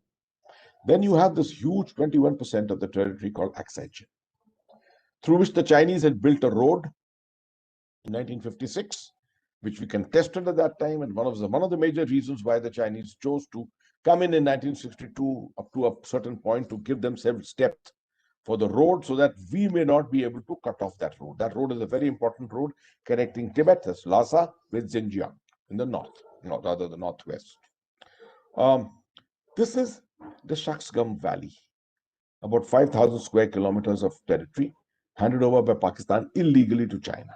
This is to construct that earlier the Karakoram Highway through the Khunjerab Pass, and now to extend the Karakoram Highway beyond, going up to Gwadar, which makes it the China-Pakistan economic corridor. This is the area of Siachen, the Karakoram Pass. Now, there are certain boundaries here which you need to understand. The green line here is the IB, international border, no disputes. But China, Pakistan still thinks that there has to be a final settlement of this in conjunction with the other boundaries. So they like to call this the working boundary. We call it the international boundary. Then you have the pink line here, this pink line. This is the line of control, LOC, is 770 kilometers long. It straddles the Pir Panjal range, goes into Kashmir Valley, goes into Kargil, and also covers the Jammu region. 3 regions it covers, right? This is delineated on the maps, demarcated on the ground. There is a eyeball to eyeball contact, but generally this line is respected. Here you have a line from 9842 upwards here to a place called the Indra Call. This is a 121 kilometer border called the AGPL, or the actual ground position line, which did not exist before 1984. It only came into being in 1984 when the Siachen area was occupied by India, and the Pakistanis failed to occupy it despite all the threats and all the attempts that they were making for a couple of years. This is the Aksai chain area, and there is no line called the line of actual control. Now, this is very important. Unlike this line, which is demarcated and delineated, there is no line here. We may be sitting somewhere here. We may be sitting somewhere here, but that is just our perception of the line of actual control. Then China has got another perception of the line of actual control. So every year you have our patrols walking into the perception of China, and China walking into our perception of the line of actual control, which is what leads to the clashes every year which take place. More of this will be spoken by General Rakesh Sharma in the subsequent talks. So I won't go beyond this on this. It's important now. Just compare. You see this? This is the map, and this is the map officially that we recognize and we have put out to the world. And this is the map on which the Raksha Mantri, the Home Minister, the Army Chief, the CDS have been talking and saying that it's time we got back all the territories back to us. It's an expression of intent. It is not as if we are going to war tomorrow. A lot of people ask me this question. When are we going to get back Gilgit-Baltistan? When are you going to get Aksai? It's not as if it is a wishful thinking for us. It's not that we just plan to go in and take over this entire area. There are sovereign nations who are occupying these areas, which are our areas. But if we have to get them back, we have to probably go to war. Are we prepared to go to war to get this back? Maybe not at the current moment. Maybe in the future. This is what the strategic environment will dictate ultimately. This is the Kashmir Valley, an artist's impression. If you have never been to the Kashmir Valley, this is what it is. Few things let me outline for you. This is the Pir Panjal range. This is the Kishtwar. This is the Shamshabari. Between them, they form the Kashmir Valley. This is the line of control, LOC. This is the Haji Pir Bulge. Haji Pir is here, across from here. Uri, where the terrorist attack took place. I commanded my brigade at Uri itself. This is the Jhelum River, Tangdhar, and Srinagar here. North Kashmir is the Uri-Srinagar line demarcates the North Kashmir from South Kashmir. South Kashmir is more important in many ways, although both areas have got their relative importance. North Kashmir is important from our angle that this is the place to which the maximum infiltration comes from across the line of control, particularly this area, Tangdhar, and this area, this Kupwara, this is the area when the maximum infiltration comes. And we have to have a very strong grid here. And this is the area where the Pakistani terrorist presence is the maximum, or was the maximum. Today it's comparatively much less. South Kashmir, Uri, Srinagar, and south of it, this is the area which is the richer part of Kashmir. This is where the best saffron comes. This is where the best apples are grown. The granary of Kashmir is here. And this is where the ideological center of radical Islam to some extent also exists. The Jamaat-e-Islami headquarters is at a place called Kulgam, located here. It's not at Srinagar, it is here. And if you must be reading in the newspapers every other day, Shupian, Pulwama, Bij Bihara, Anantnag, Kulgam, these are the landmarks which you are reading about every day, where the maximum turbulence and terror have existed for fairly long, particularly after 2016. Okay. Now, this is the Amarnath Shrine. If you have never been there, worth making a trip from Anantnag. You have to come over the Banihal, Anantnag, drive to Pahalgam, go beyond Pahalgam to a place called Chandanwadi and walk 48 kilometers from there. Or you can go to the other side and from a place here called Baltal, you can take a 14-kilometer walk up to the Amarnath cave. Okay. So what are the drivers of Jammu and Kashmir conflict today? I've listed them out for you. And I want to explain them in detail because they're quite self-explanatory. The Pakistan sentiment for retribution, 1971 it rankles the mind of the Pakistan. The defeat, the creation of Bangladesh, East Pakistan being converted into a Bangladesh. That sentiment you cannot get rid of. It is deep, not so much in the population, but deep in the armed forces, in the political leadership. It is there. In the intelligence services, it is very deep. Then there's an Islamic connect. Jammu and Kashmir is a Muslim majority state. It should be a part of Pakistan. That Islamic connect is very important. The waters issue, all the water sources of Pakistan lie in Jammu and Kashmir, in India, Himachal Pradesh, right? This is a thing which makes Pakistan extremely insecure. The China factor. They rely so much on China. And to give connectivity to China, they have to base their connectivity on Gilgit-Baltistan, on the Khunjira Pass. Ideally, they would love to have connectivity through Jammu and Kashmir, through the Zujila Pass, through East Ladakh. That's the route which ideally suits China and Pakistan to come together. Right? That's the issue of strategic connectivity too. Then Pakistan's deep state. Pakistan is run not by an elected representative. Imran Khan, as he's known as the selected prime minister, he rules Pakistan at the behest of the Pakistan army, but more at the behest of the Pakistan deep state. The deep state I will explain it to you what is the deep state subsequently, but in small words, in few words, it is the state within a state. That's what you have to remember. And last important thing is the rising strategic confidence of India. This is what Pakistan cannot live with. It thinks that Jammu and Kashmir is the area where it can hugely dent India's strategic confidence, prevent it from attaining its aspirations, prevent it from integrating the whole of Jammu and Kashmir, prevent it from integrating the people of the valley, people of Jammu into India as regular citizens of India. Okay. Now, what was the strategy which Pakistan chose? 30 years ago, it started, 1989 it started. But strategy was conceived in 1977 when Ziaul Haq came to power, overthrowing Zulfikar Bhutto, who he hung to death in 1979. And this is an essential aspect. This slide covers for you, in essence, what is the strategy. Pakistan, it says, was unable to match India's conventional army, which is double the size of Pakistan's army. Nor can it match India's economic strength. You see it today. Pakistan's foreign exchange reserves are $18 billion, while India's foreign exchange reserves are $587 billion. How do you compare the two countries' economy? So, on both the military front and the economic front, Pakistan cannot match India, and Pakistan accepts that. But to achieve any retribution for Pakistan, for 71, it needs to do certain things. The first thing it decided to do was it must go nuclear. If it goes nuclear, then despite the fact that India may have a big economy, India may have a big army, armed forces, there is a comparative parity. You throw one bomb, I will throw one bomb. Although nuclear weapons, remember, don't go away with the lesson that nuclear weapons are meant for tossing across borders or fighting with each other.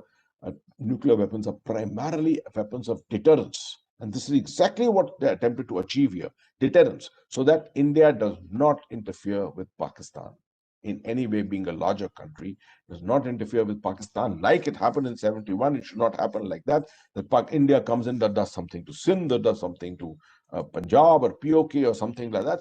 They wanted to have the strings of the nuclear weapons in their hands, and they achieved it. And the last part is that they must engage India in such a kind of warfare that India cannot achieve its natural aspirations as a nation. which means that constantly India must be at war. And war doesn't mean conventional war all the time. You're seeing the nature of war, how it is changing today, right? So they conceived the whole concept of launching a war by 1,000 cuts, 1,000 cuts. It's also called a hybrid war. So what is a hybrid war? And many times today it's being not necessarily the same terminology, it is being referred sometimes as gray zone war, which is actually a shade beyond hybrid war. When it comes into the aspect of political warfare, then the whole concept becomes far more into the gray zone. So this is the conflict of the millennium.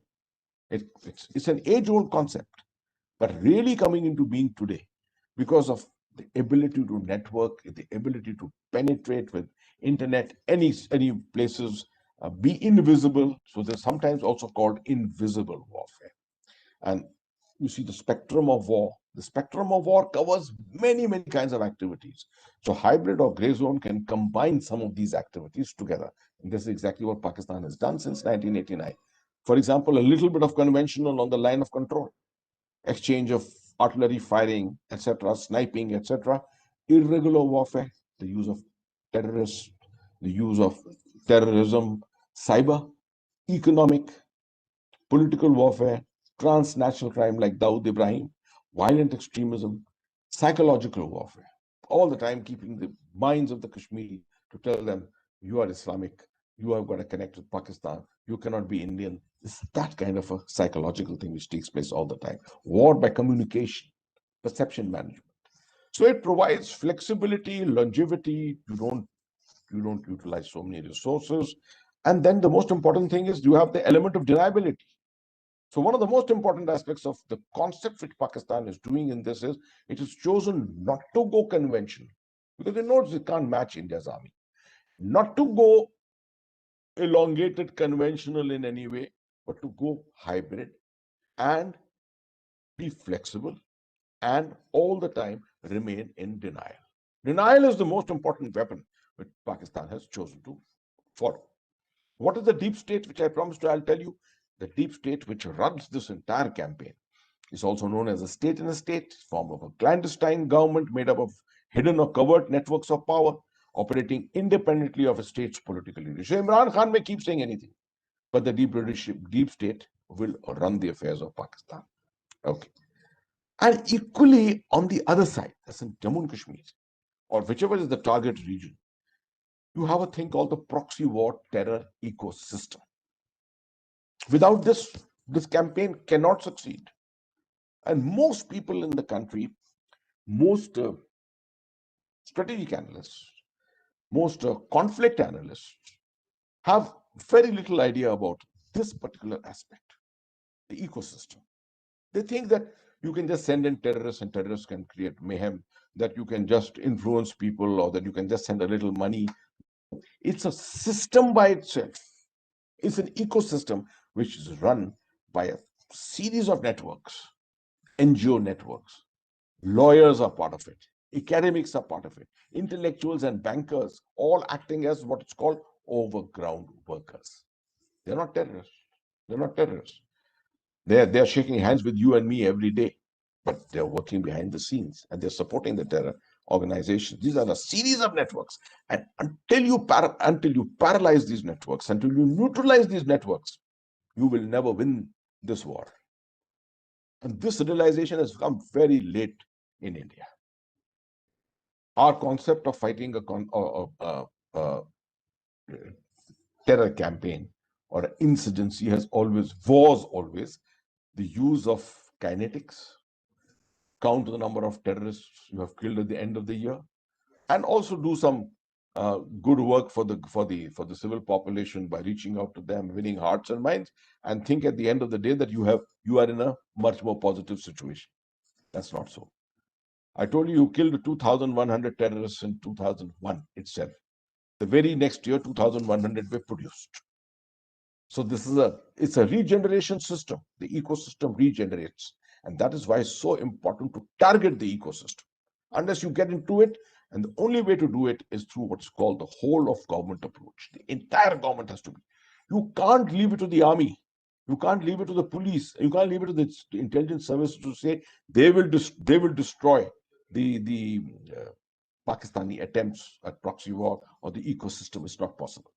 It has to be done by every element of the government, and including the people. So what are the essentials of this trans LOC proxy campaign which Pakistan has followed? The human resources, as I explained to you.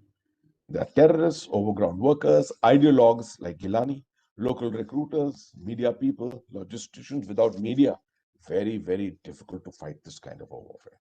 Wherewithal, you have to have guns, ammunition, ID material, cars, but at some stage you do run out of them, so they need to create systems to bring it back. We, as protectors of Jammu and Kashmir, have to prevent this happening. Best example, if you saw in November, 4 terrorists were killed after they infiltrated from Jammu border, and they were killed at Nagarota. 4 terrorists were carrying 10 AK-47s, 4 pistols, and 20-30 grenades. Now you see, why should 4 men be carrying 10 of 16 weapons? It's primarily because weapons have run out, wherewithal has run out in Jammu and Kashmir. And therefore an attempt is being made to refurbish this. That's where our success can be counted, that we have succeeded in doing this. Finances, steady flow, physical cash, bank accounts, foreign transfers, hawalas, drug traffic. You can measure it today how effective the Indian system has been since 2017. Because at the moment you find proliferation of drugs, the drug trafficking within a state, like it happened in Punjab, that is the time you know that you have succeeded in paralyzing the normal system, and now you go to paralyze the narcotics trade. And if you let go on this, all that will come back. Therefore, Western Union money transfer, bank transfers from here and there, from abroad, everything has to be under control. And the last is ideology.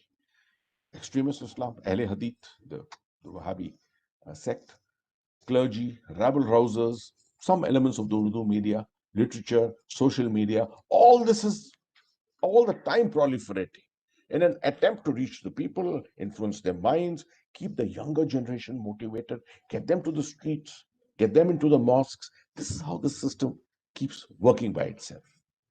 And the most important thing here is the center of gravity for the enemy, that is for the adversary, for Pakistan and the proxies, and for us. The center of gravity is the people. Whichever side the people go, that side will win this. Victory and defeat in this kind of war is very, very difficult to define. At no stage can you say, I've won the war, right? Until there's absolute absence of violence, there's complete normalcy on the streets, all networks have been paralyzed, only then can you say you really have won the war. But that's going to take a fairly long time. So the center of gravity is the people. And even more than that is the idea in the mind of the people, the idea of azadi which exists in the minds of the people. How we must ensure that that idea of azadi is removed, neutralized, not by force, but by a scientific method of understanding or reach out, interaction with people, interaction with leaders, with the youth, making available different avenues to the youth, making empowerment of the women. I mean, there are thousands of methods of engaging with the people, which you have to. It's not just a question of winning hearts and minds by going and doing some medical camps and some good work for them. It's a question of the psychological aspect of the mind. So a very important aspect, which I have never actually included in any of my talks in Vivekanand, this aspect of the dynamic stages of a proxy conflict. Over 30 years, this is the process that has been followed. Initiation, 1989 to 91, I broadly define it as that. High amount of violence. The army was called in. Armed Forces Special Powers Act 1990 was enacted. Very, very, energetic response from the army as such. Raising of the Rashtra Rifles. All this took place at this time of conflict initiation. Right? Then you go into progression, right? And it becomes a dynamic process. You realize by 1996 things had changed a lot. We could even go for elections. In 1997, we started Operation Sadbhavna to outreach to the people. The Supreme Court gave a set of do's and don'ts to the army as far as its operations in Jammu and Kashmir were concerned. The army outlined its 10 commandments on for its troops while conducting operations. And then suddenly you found in 1999, the whole thing got reversed with the Kargil situation. And you found Pakistan and the Proxy, suddenly the resurgence. We brought it down under control by 2004 to a great extent. And then the peace process started with Pakistan in 2008. The whole thing went for 6 with 26/11 in Mumbai.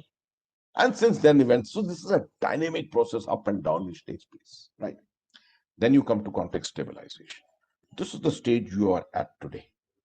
The later stages of conflict stabilization. It's a longish band of period, right? It's not just one point in time to say this is where conflict stabilization. You may continue for 10 years conflict stabilization.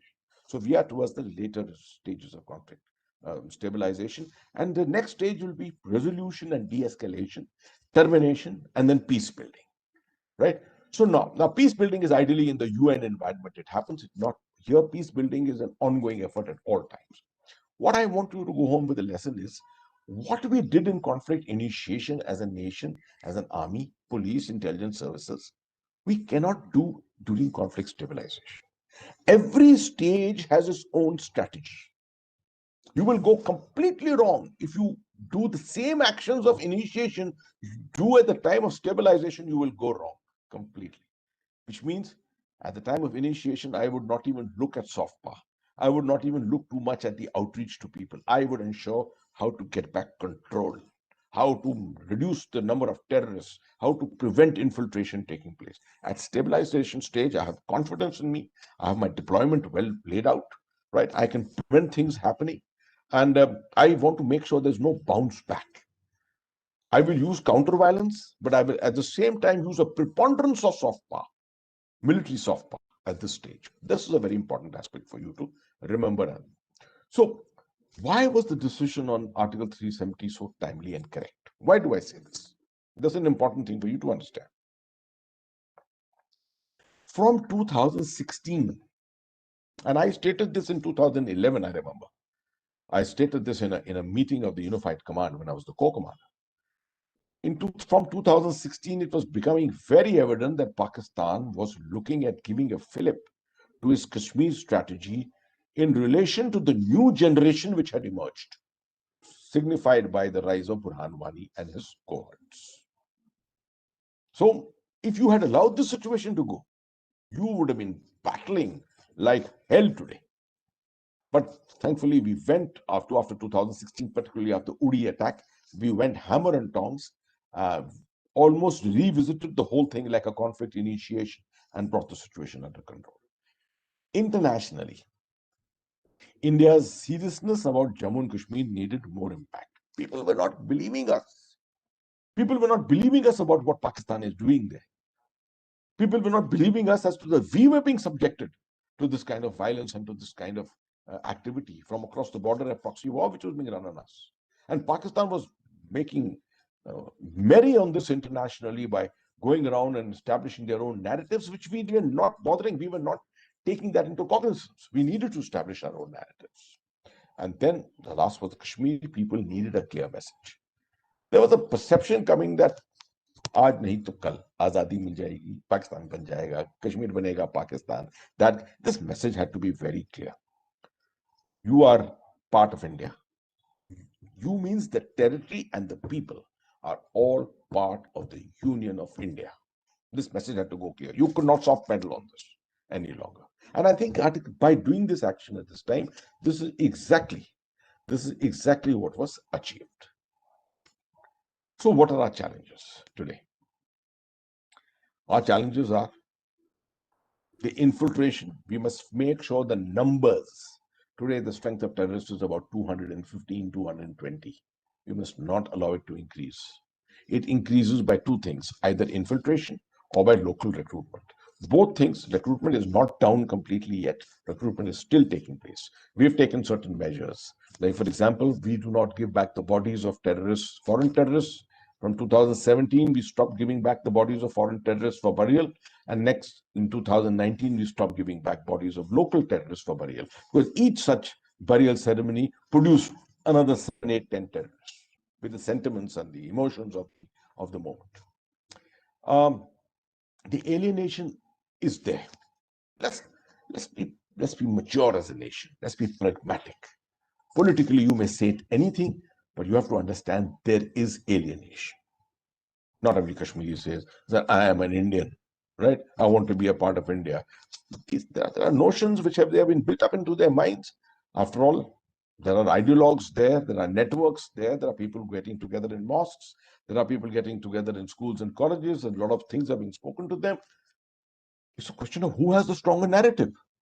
Can you bring a stronger narrative and ensure that you have more people involved in engaging the people and sending the message of India across to the people?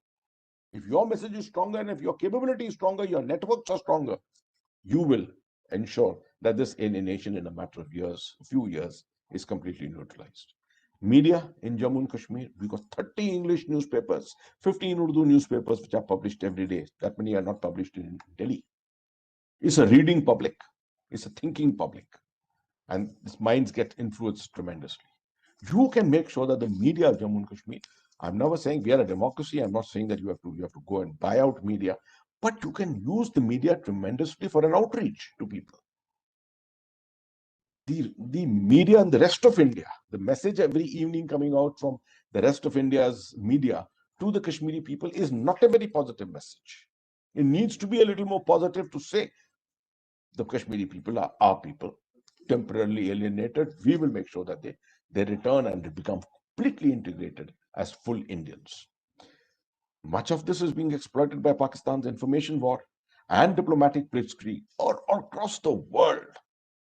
Pakistan's diplomatic blitzkrieg, information warfare, which goes on very well prepared by this organization called the ISPR, the Inter-Services Public Relations Wing.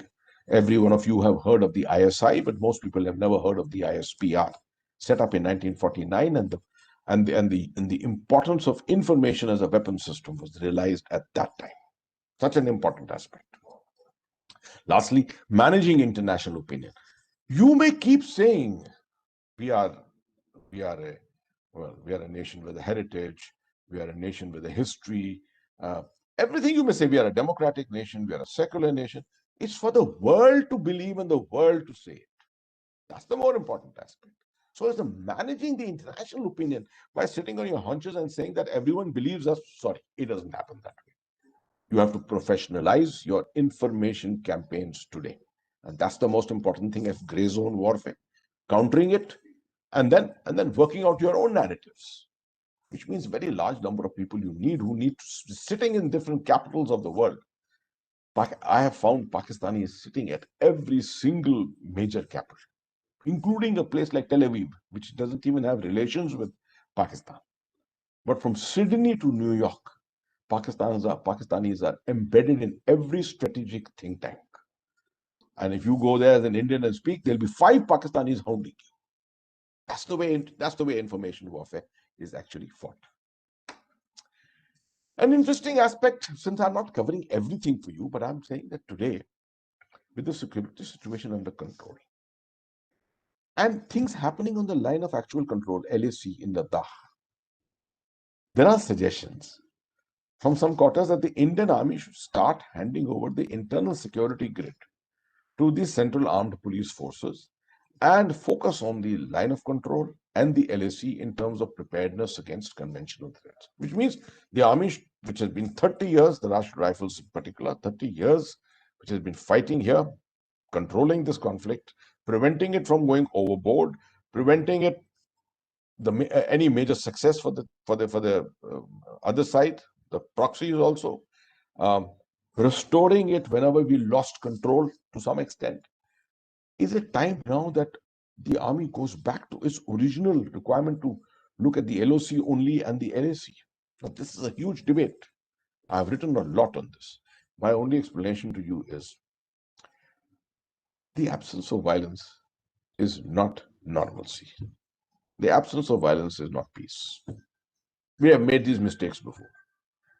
We have redeployed the army in many places where we felt there was absence of violence. Now, no terrorists here. All terrorists have come back. Terrorism has come back. Why? Until you get rid of the networks until you get rid of the overground workers, until you get a clear people, don't risk this. Don't risk it. Because the army has a way of functioning differently, right? There's a command and control system. And then secondly, this war is not isolated. This kind of a conflict is not isolated into war in the hinterland and war at the LAC and war across. No. These are all interconnected.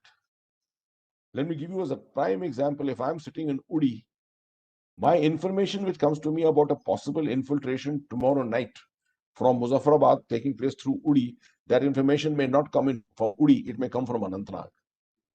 And therefore, I need to have my tentacles all over. These are all interconnected.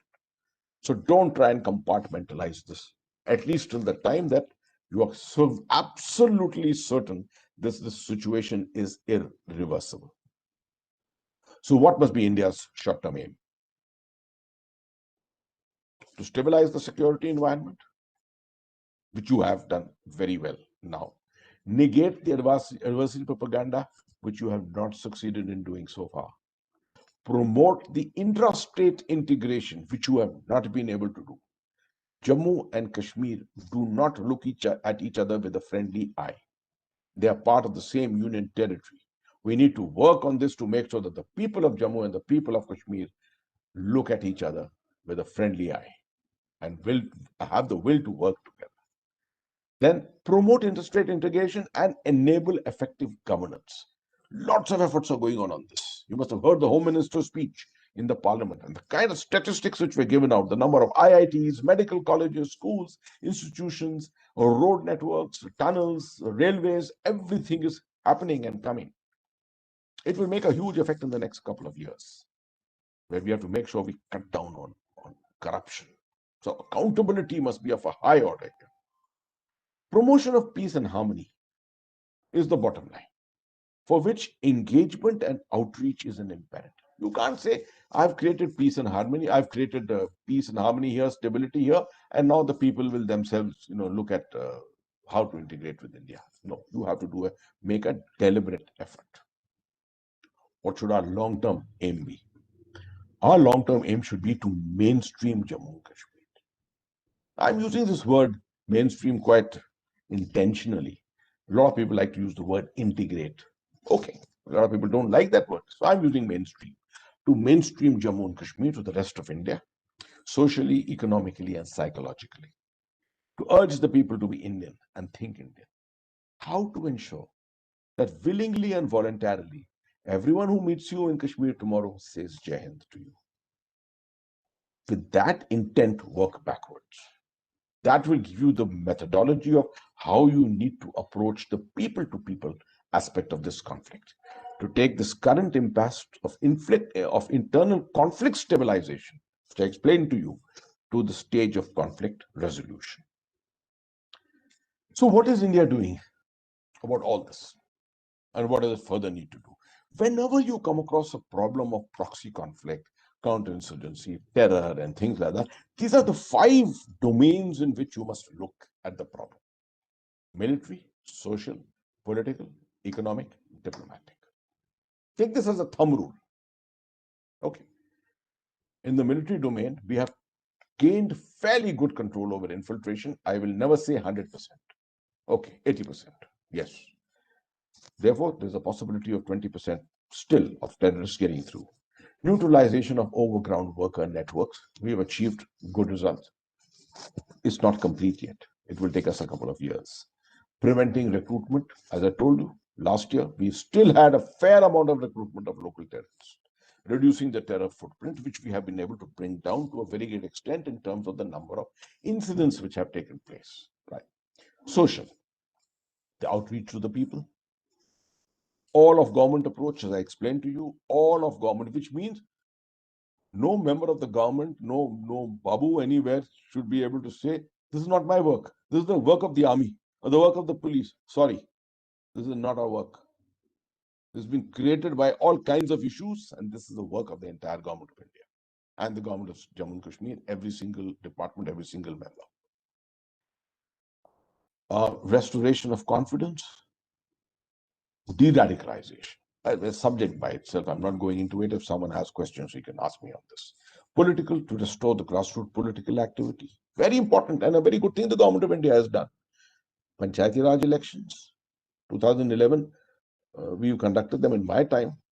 Could never empower the panchayats. We lost 28 or 30 punches to the terrorists who came and killed them. So there was total loss of confidence. 2019, we had these elections, and 2020, we have had the District Development Council elections for the first time anywhere in India. This is under the erstwhile 1989, the enactment of laws within the Jammu and Kashmir Assembly at that time. And under that, we have ensured these elections, and now the empowerment is taking place. Till the time the proper assembly elections don't take place, these are interim democratic measures which are at least holding forth. They're preventing any kind of awkwardness in the minds of the people that they are not being given their democratic rights. Political, restore grassroots political activity, help bring Jammu and Kashmir segment closer, which I told you, intrastate, and create a new political leadership. This is the biggest challenge. It's not happening easily. No, it's not going to happen so easily. It's going to take a fairly long time, depending on which of the mainstream parties, the BJP, the NC, the Congress, or the PDP, how are these dynamics going to play out? Next 2 to 3 years will tell us. Economic, reduce corruption, balance the deployment of resources between the Jammu region and the Kashmir region, and also look at the in-between, the Chenab Valley region. Invite investment with incentive. You've seen recently a meeting of the Lieutenant Governor of Jammu and Kashmir taking place with all the Hollywood, Bollywood actors, not Hollywood, Bollywood actors. Lots of them who came to Srinagar and met them, producers, etc. Lots of effort going on to bring back tourism. We need 3 million tourists come visiting Kashmir every year. 3 million is too little. The infrastructure does not support it, unfortunately. We need much more than that. But even if we get 2.5 million, 3 million, it is good for the state of the economy of Jammu and Kashmir. Okay. Diplomatic, isolate Pakistan. Neutralize Sino-Pakistan nexus. Develop the Indian narrative. The world must listen not to the Pakistani narrative. They must listen to the Indian narrative. Now, the last slide of mine outlines to you what is called targeting the center of gravity. Because now we have almost defeated terrorists, reduced the strength of terrorists. We have done our counter-infiltration rather well. We are doing some counter-radicalization, etc. But now the center of gravity, the people, how to get to the people and make sure that we win this most important domain, the center of gravity. Starting from the top left side, understanding the cultural ethos. This is something we have been weak at. We have not understood the history of Jammu and Kashmir. We haven't understood. We don't educate our people. We don't educate our government servants. We don't educate our armed forces officers on the history and the cultural understanding of Islam in Kashmir, or Hinduism in Jammu, or Sikhism in Kashmir. These things are very important dynamics. Youth counseling and opportunities. We are doing this. We are doing it. We are doing it at the moment more under the army's leadership. We need to do this from the government side to a much greater extent. Intra-regional dialogue with Jammu region. Ideally, I would like to see the adoption of cities, Samba with Anantnag, Baramulla with Udhampur. That way, you can find exchanges of people taking place, cultural activities, business to business, women, gender empowerment, all these kind of activities can take place. Sports and entertainment. The sports culture of Kashmir is tremendous, and particularly in the domain of the women's sports. They do marvelously. We can really develop this to give greater self-confidence to the people. Gender sensitization and upliftment. This is something which I just spoke about.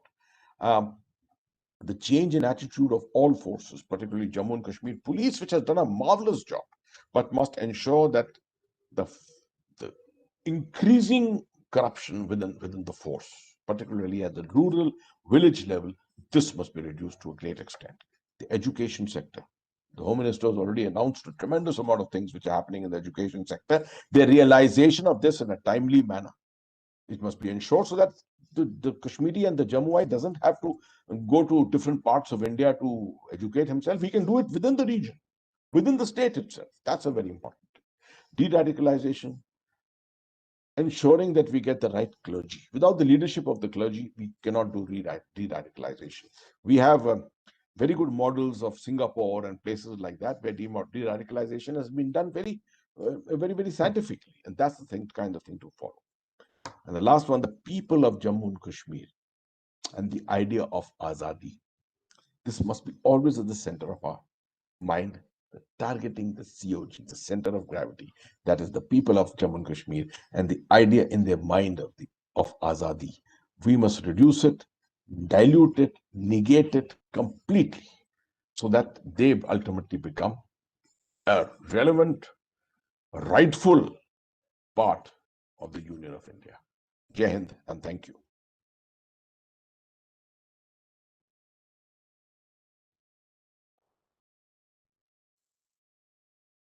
Yes, I am back. I finished my presentation.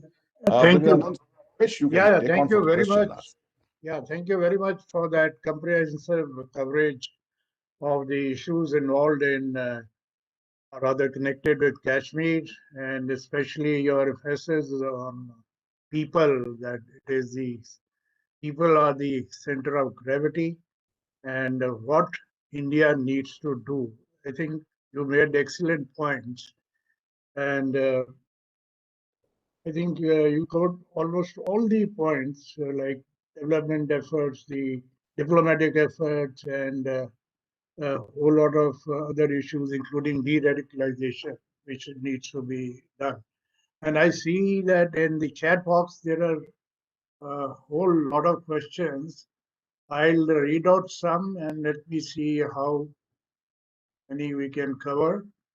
So there is one by, I think, Prajita Acharya, that the strong counter-terror grid by the armed forces has rendered it very difficult to Pakistan to provide operational support to terrorists, reducing the average survival period of terrorists, etc.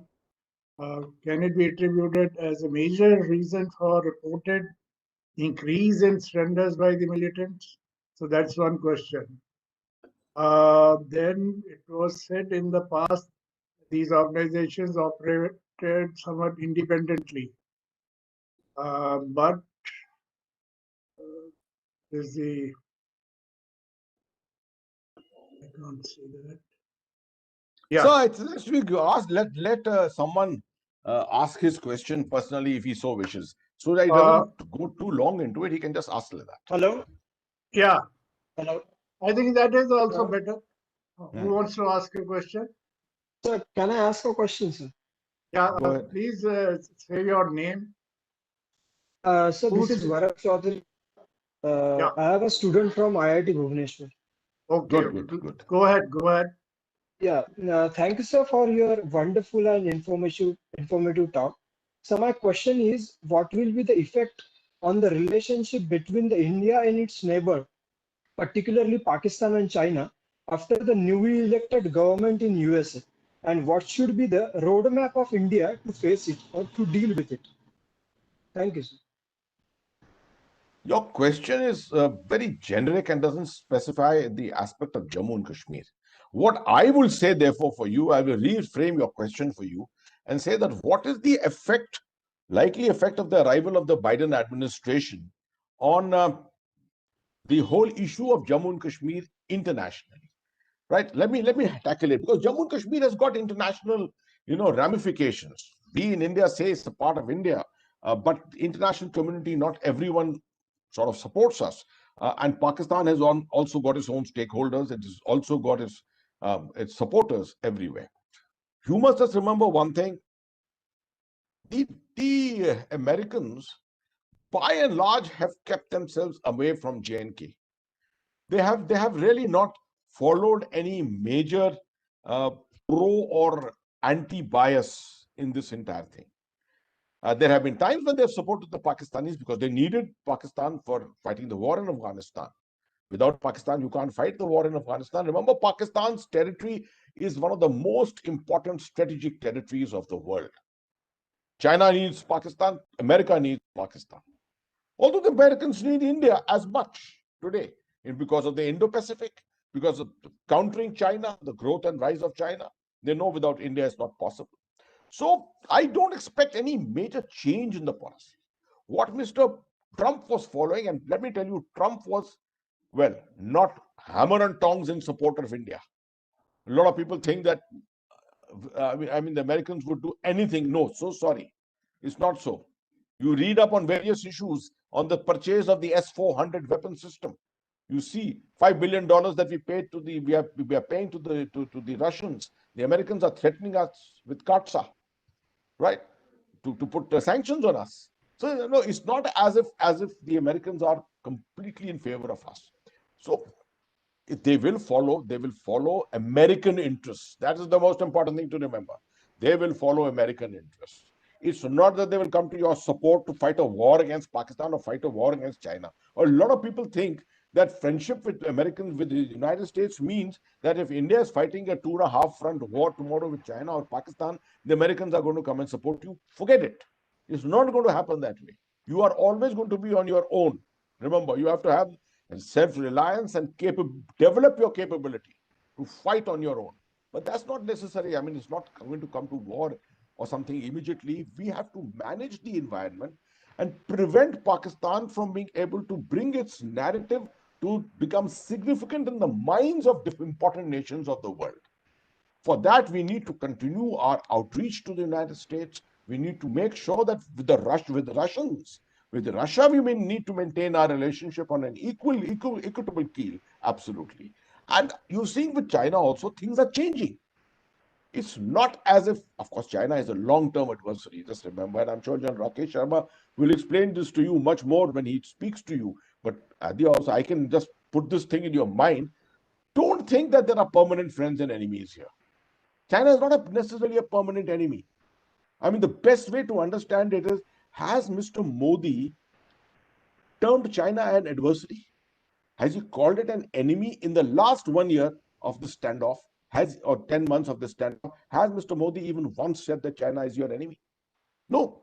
We keep our options open. We are a mature nation. And mature nations don't put all the eggs into one basket. Just remember that. Yeah. Sir, I have one. Can I ask? Yeah. Who Your wants name? to ask the next question? Or we can answer some of these questions in the chat I can box. answer some of these questions. Yes. Yeah. Let me just have a quick look at this while I'm looking at it.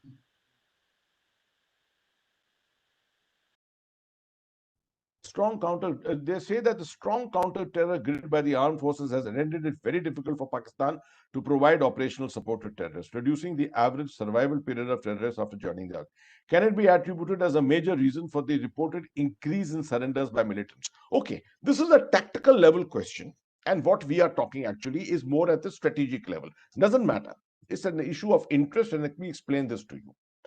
We've got a grid there, a counter-terror grid. This grid consists of the Rashtra Rifles. With the some of the Rashtra Rifles belongs to the army, but then there are some other regular army formations and units also involved in it. There is the CRPF, forms a very important part of the Srinagar grid and the other important townships. And then you've got the Jammu and Kashmir police with us, who provide the intelligence, they provide the guidance and the liaison. So this is a very well embedded system which is functioning there for fairly long. With the rise of with the youth coming in bigger numbers since 2016, our outreach to the people has also been increased in the sense that we are reaching out to parents and telling them that, see, you have an opportunity, talk to your son, talk to your child, try and get him back. And through this method, we have been able to know these are soft methods that we have used to try and bring back people, to convince people that they have no future as terrorists. People become terrorists with the sentiments of the moment, the emotions of the moment of a funeral, a friend having been a terrorist and having got killed. It is these kind of things. When they go to the bush and they realize what they are going through, after a short while, you'll find in a month, 2 months, many of them wish to return. And you have to keep the window and the door open for them to return. What happened in the 90s was lots of them went into Pakistan occupied Kashmir, thinking that tomorrow Kashmir is going to become Pakistan. We never kept a window open for them at that time. Many of them later in the 2004, 2005, 2008, many of them then expressed their desire to come back, and we established a new policy at that time.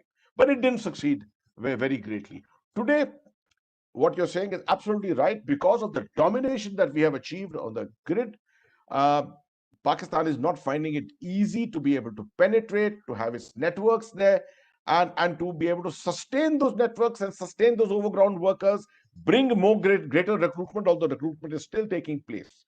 So this is a ding-dong battle which will continue for the better part of the next 1-2 years, in which we must not make mistakes. Mistakes are like what? I'll tell you the kind of mistakes we make. One is the media, the rest of India media going berserk and targeting the Kashmiri. There's no need to target. I consider that the Kashmiri as a temporarily, someone who's gone temporarily berserk, away from the mainstream. Get him back. Through all kinds of means that the government is attempting today, get him back. But the media can play spoiler in this entire thing. And that is why the media needs to be much more responsible. Okay, let me just see. It was said in the past that these organizations operated somewhat independently. But recently, with these organizations joining hands as TRF and PAFF, how do you this will impact the strategy in motion? What is the PAFF and what is TRF? I have no idea. I don't know where you all get these terminologies from. Oh, okay. That is the new terrorist organizations like the TRF which have come up. Yeah. It's Which a new have come up out there. Okay. You see, these efforts will continue. Remember, the Al-Qaeda in 2005 made an announcement. Al-Qaeda has entered into Kashmir. AQIK, they called it. In 2016, we heard of ISIS entering into Kashmir. ISIS did enter there. It was never that effective. A new generation of terrorists attempting to take shape here. Fortunately for us, our grid system has worked wonderfully. Our intelligence agencies have matured completely. And as a result of the working of the intelligence agencies and the Jammu and Kashmir police together and providing the information to the army, to the CRPF and the Jammu and Kashmir police and the remaining organizations, our ability to respond in quick time frame always remains. So as a result, despite all the efforts of these new organizations, they have only made they have had marginal success. Some portions of a particular place like Tral. Tral has had a lot of success. If I was a commander today, perhaps I would have undertaken some special measures on Tral, against Tral. But perhaps at the moment we need to keep cool and not undertake too many, offensive measures against the population or against certain areas, because that may sometimes be counterproductive. So I don't expect any of these organizations to be able to find a route in these areas unless we make major mistakes. Major mistakes are you find some senior commander coming there and saying that, a stupid philosophy. I'm sure the government will never permit it. A stupid philosophy to say that all these Kashmiris need to be targeted or something like that, and then going hammer and tongs after people. All the good work you've done will be lost overnight. Just remember that. This game is a game of balance, a balance of hard, very hard power, along with soft, very soft power. How do you keep balancing this? That is the most important element. Okay, let me just see this. Yes. You can leave some of them which are not very relevant. Yeah, I'll leave some of them, sir. How do you identify which stage of proxy conflicts we are in? How do we deal with multiple narratives that are established before, during, and after? To what extent does the temperament of the population and emotion of the nation affect decision-making in reality? And how much should it ideally affect decision-making as a policy or strategic level? That's a very good question, although you have put too many things into this question. I wish you had sort of, kept them into Alpha, Bravo, Charlie. Let me just answer one or two of them. When normally armies go into counter-terrorism, counter-insurgency campaigns, at the beginning of the campaign, the understanding is very, very poor. You saw how the Americans came to Afghanistan, how they came to Iraq. All they did was use kinetic power, the weapon, the bullet. That's the only philosophy. Subjugate and defeat. It takes you some time to realize that this will not work. that you need to balance this hard power that you're using with a tremendous outreach of soft power. Can the Americans claim in any way that with all that they've initially achieved in Afghanistan, did Afghanistan stabilize economically? Today, Afghanistan needs $8 billion to survive every year. Who will pay it? There have to be aid giving countries which have to, the Americans themselves have to pay for it. Right? So it's not, when you go in there, it's very important at the same time to build up think tanks, to look at the conflict in its entirety, 360 degrees, and then target those areas which are working against you. For example, one of the things in Jammu and Kashmir I've always felt was our cultural understanding of Jammu and Kashmir was very poor. Our understanding of sensitivities was very, very poor. Whatever faith, you Sikh faith, Islamic faith, Hindu faith, wherever you are, you have to know things about the people and respect the sentiments of the people. Right? How many people, let me tell you today, you are maybe, how many of you, 50 people who are with us are participating here. If I ask you a question to 50 of you to tell me the difference between a Shia and a Sunni in Islam, I can tell you not 5% of you can answer it. Because you don't understand the cultural sensitivities. The army can never afford to say this, that I am here to fight. I'm not here to understand history and culture. My friends, modern armies of the world have to understand everything. Right? You have to understand technology. You have to understand sociology.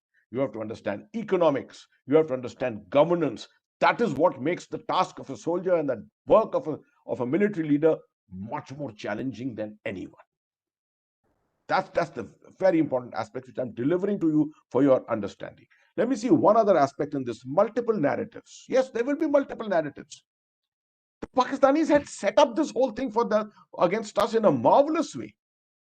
In 1989, I don't know whether you all have seen a clip of mine. I'm just overshooting my time. There's a clip of mine on YouTube. Type my name, look for a particular thing on Kashmiri Pandits. 11-minute YouTube clip which has got 2 million hits. It will explain you the circumstances of 1989 and why Pakistan chose 1989. Because it had built up its narratives already. And we're not believing them. And for many years, we didn't counter those narratives. We had learned to fight this form of warfare very, very late. And I don't blame the government. I blame the military to a great extent, ourselves, the army. Because it is our job. It is our job to understand all forms of warfare. Right?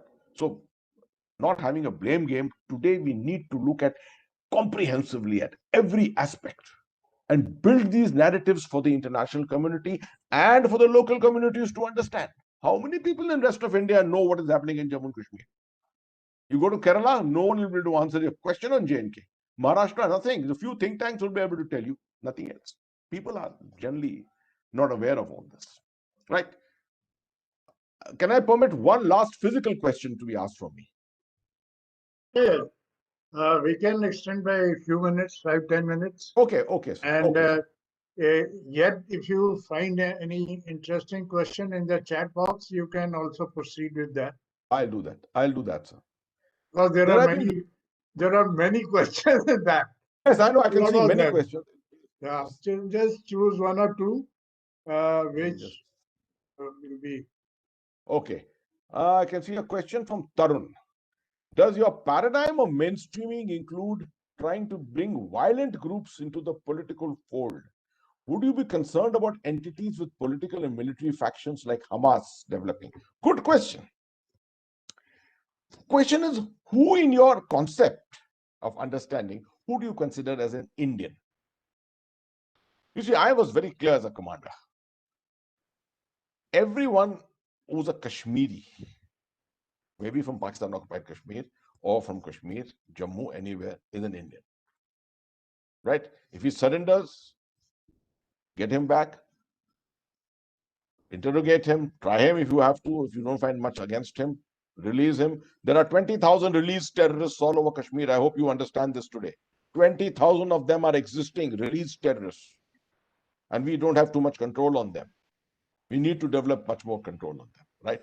But having said that, if there's anyone, Lashkar-e-Toiba, if he's from Rawalpindi or he's from Multan, if there's anyone who's come under the sponsorship of the Markaz, sorry, I consider you as an enemy. You are an enemy to the state. And therefore, there's no question of integrating you and things like that. Right? So, some violent groups like the Hizbul Mujahideen, which is essentially local, we have made tremendous efforts to integrate them into society. We've even had a ceasefire in 1999, 2000. We had a ceasefire in 2016, 17 also against them, right? But these have not really succeeded. It doesn't stop us from trying. You can keep trying. You don't have to use extreme violence to counter this. This whole system will go down, will ebb slowly. It will ebb down. We have to prevent its resurgence, and we have to prevent Pakistan having the capability to recalibrate this, which means infiltration must be controlled fully. No means must be allowed for the networks to exist internally in the hinterland to allow recruitment to take place. At the same time, the ideologues should not be able to bring about greater radicalization than what has already achieved. We have to counter that. That is the way which we will reduce this entire thing. Okay. So I have a question. Yeah, go ahead. Was it? Go ahead. So you said that hybrid war, Pakistan started hybrid war after 1971 war. Then how would you define the use of non-state actor in 1947, in 1965, and the connection between Amanullah Khan and Pakistan during 1960s, the rise of fundamentalism, Islamic fundamentalism in 1960, for matter the case of Hazrat Bal? Thank you. Thank you for that question. Let me tell you, when you are looking at international relations, number one, when you're looking at internal security, number two, don't start compartmentalizing things. Don't say it started on 8th of December 1971. These are trends. And I never said hybrid war started in 1971. I said Pakistan chose to use hybrid war in a focused way from 1989.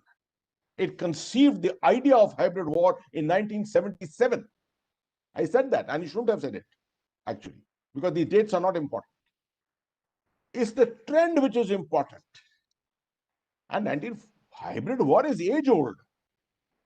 It's been rejuvenated today because of greater enablers. Today, social media is a great enabler.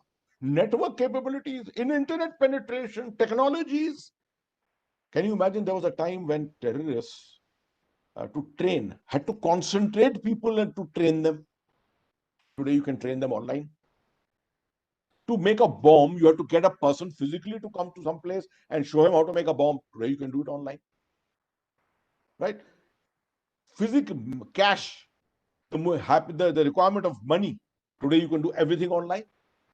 Transfer money wherever you want. So hybrid warfare, you will find this rejuvenation taking place from time to time. It will die down after some time, maybe sometime. Then a new technology will come to give it the spurt. These are the things that you have to understand. Don't go by this kind of an understanding, right? In 1947, Pakistan's system has been this, being a weaker nation. Being a weaker nation, they have always followed the policy of first going to the people. 1947, they tried it, but it went awry completely by Baramulla. The pillage and rape of Baramulla upset everything, right? What happened in 1965, Operation Gibraltar? They attempted it. The whole aim was to send in infiltrators in large numbers and ultimately take over the All India radio station in Srinagar. Did they succeed? No, they didn't succeed at all, because the people were not with them. In 1989, the people came with them. It was our mistake, very largely our mistake, right? And we need to make sure that such mistakes are never repeated. Yeah. I think one last question you can answer, then we'll wind up. Okay, right, sir. Let me just see here. Maybe what will be the impact of One Belt and One Road initiative for change? Okay. Okay. Right. What you need to understand for J&K, yeah, you see, as so far, OBOR or BRI is limited to Gilgit-Baltistan, as in our vicinity. Otherwise, there is, of course, via Sri Lanka, the new maritime Silk Route, and all these routes are there. There is now emerging, you're seeing what's happening in Myanmar. You may find very soon the possibility of a arm of the Belt and Road Initiative into Myanmar coming down. So you are on two sides, China-Pakistan Economic Corridor and probably China-Myanmar Economic Corridor coming in two sides. Right? These are, first of all, be very clear, these are economic to 25% and 75% they are strategic. Because the footprint on China's capability to move, influence, have proxies is as important as having an economic stakes in that area. So I'm looking at more at Gilgit-Baltistan and China-Pakistan Economic Corridor from the significance part. How is it affecting Jammu and Kashmir? As far as China is concerned, for them, the CPEC is a very fragile artery at the moment. If it has to become a real corridor, it needs railways, it needs road, railways, it needs pipeline, and it needs communications. At the moment, it doesn't have all this, right? That particular route via the Khunjira Pass isn't the best of routes. Much better routes exist via Uri, Srinagar, Zojila, Kargil, when entering into eastern Ladakh. That is the kind of thing which China would dream of, the outreach into the Indian Ocean. But that it can only do after it goes to war with India and captures Ladakh. To my mind, it cannot happen. But what they fear for India is that in the last 5 years in particular, 2016 in particular, there is a rising strategic confidence in India. You see what we did after Uri, surgical strikes. 2017, what did we do? Doklam. 2018, Operation All Out in Kashmir, in which we killed neutralized a large number of terrorists. 2019, Balakot. 2019, also 5th of August decision on Article 370. So all this has led to a huge strategic confidence. Obviously, it is sending a message of fear into our neighbors also, China and Pakistan included. All the utterances about the return of Gilgit-Baltistan, the return of POK, the return of Aksai Chain and things like that. And therefore, what China has done actually at this time, one of the major contributory reasons for this has been, this particular reason is the one which has contributed to this coercion they attempted in eastern Ladakh recently. One of the messages that China was trying to convey perhaps to us through this entire thing was that they would or probably look for opening up a completely different strategic artery through Ladakh into maybe even from the Shyok Valley, if you have studied that area, from the Shyok Valley into Gilgit-Baltistan and beyond. And the message they were trying to send us was that don't even look at Gilgit-Baltistan and Aksai Chin in any way, because this would probably bring us to a 2.5 front war. So the China-Pakistan Economic Corridor, the BRI or the OBOR as such, is a very, very important thing for us strategically to be aware of at all times. You have to remember that China depends on the Indian Ocean, the routes of the Indian Ocean, for 80% of its energy and 80% of its container traffic, which is what drives the economy of China. If we stop this, the only access that they have got to the Indian Ocean is through the China-Myanmar Economic Corridor or through the China-Pakistan Economic Corridor. And that's the importance of OBOR. Yes. Thank you, General Hasnan, for answering and dealing with all those questions.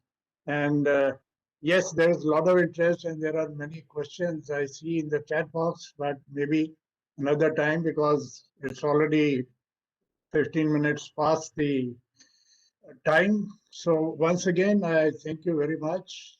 And I hope to see you again on this platform. And I would also like to remind our invitees and those who are attending this workshop that tomorrow we start at 10:30 sharp.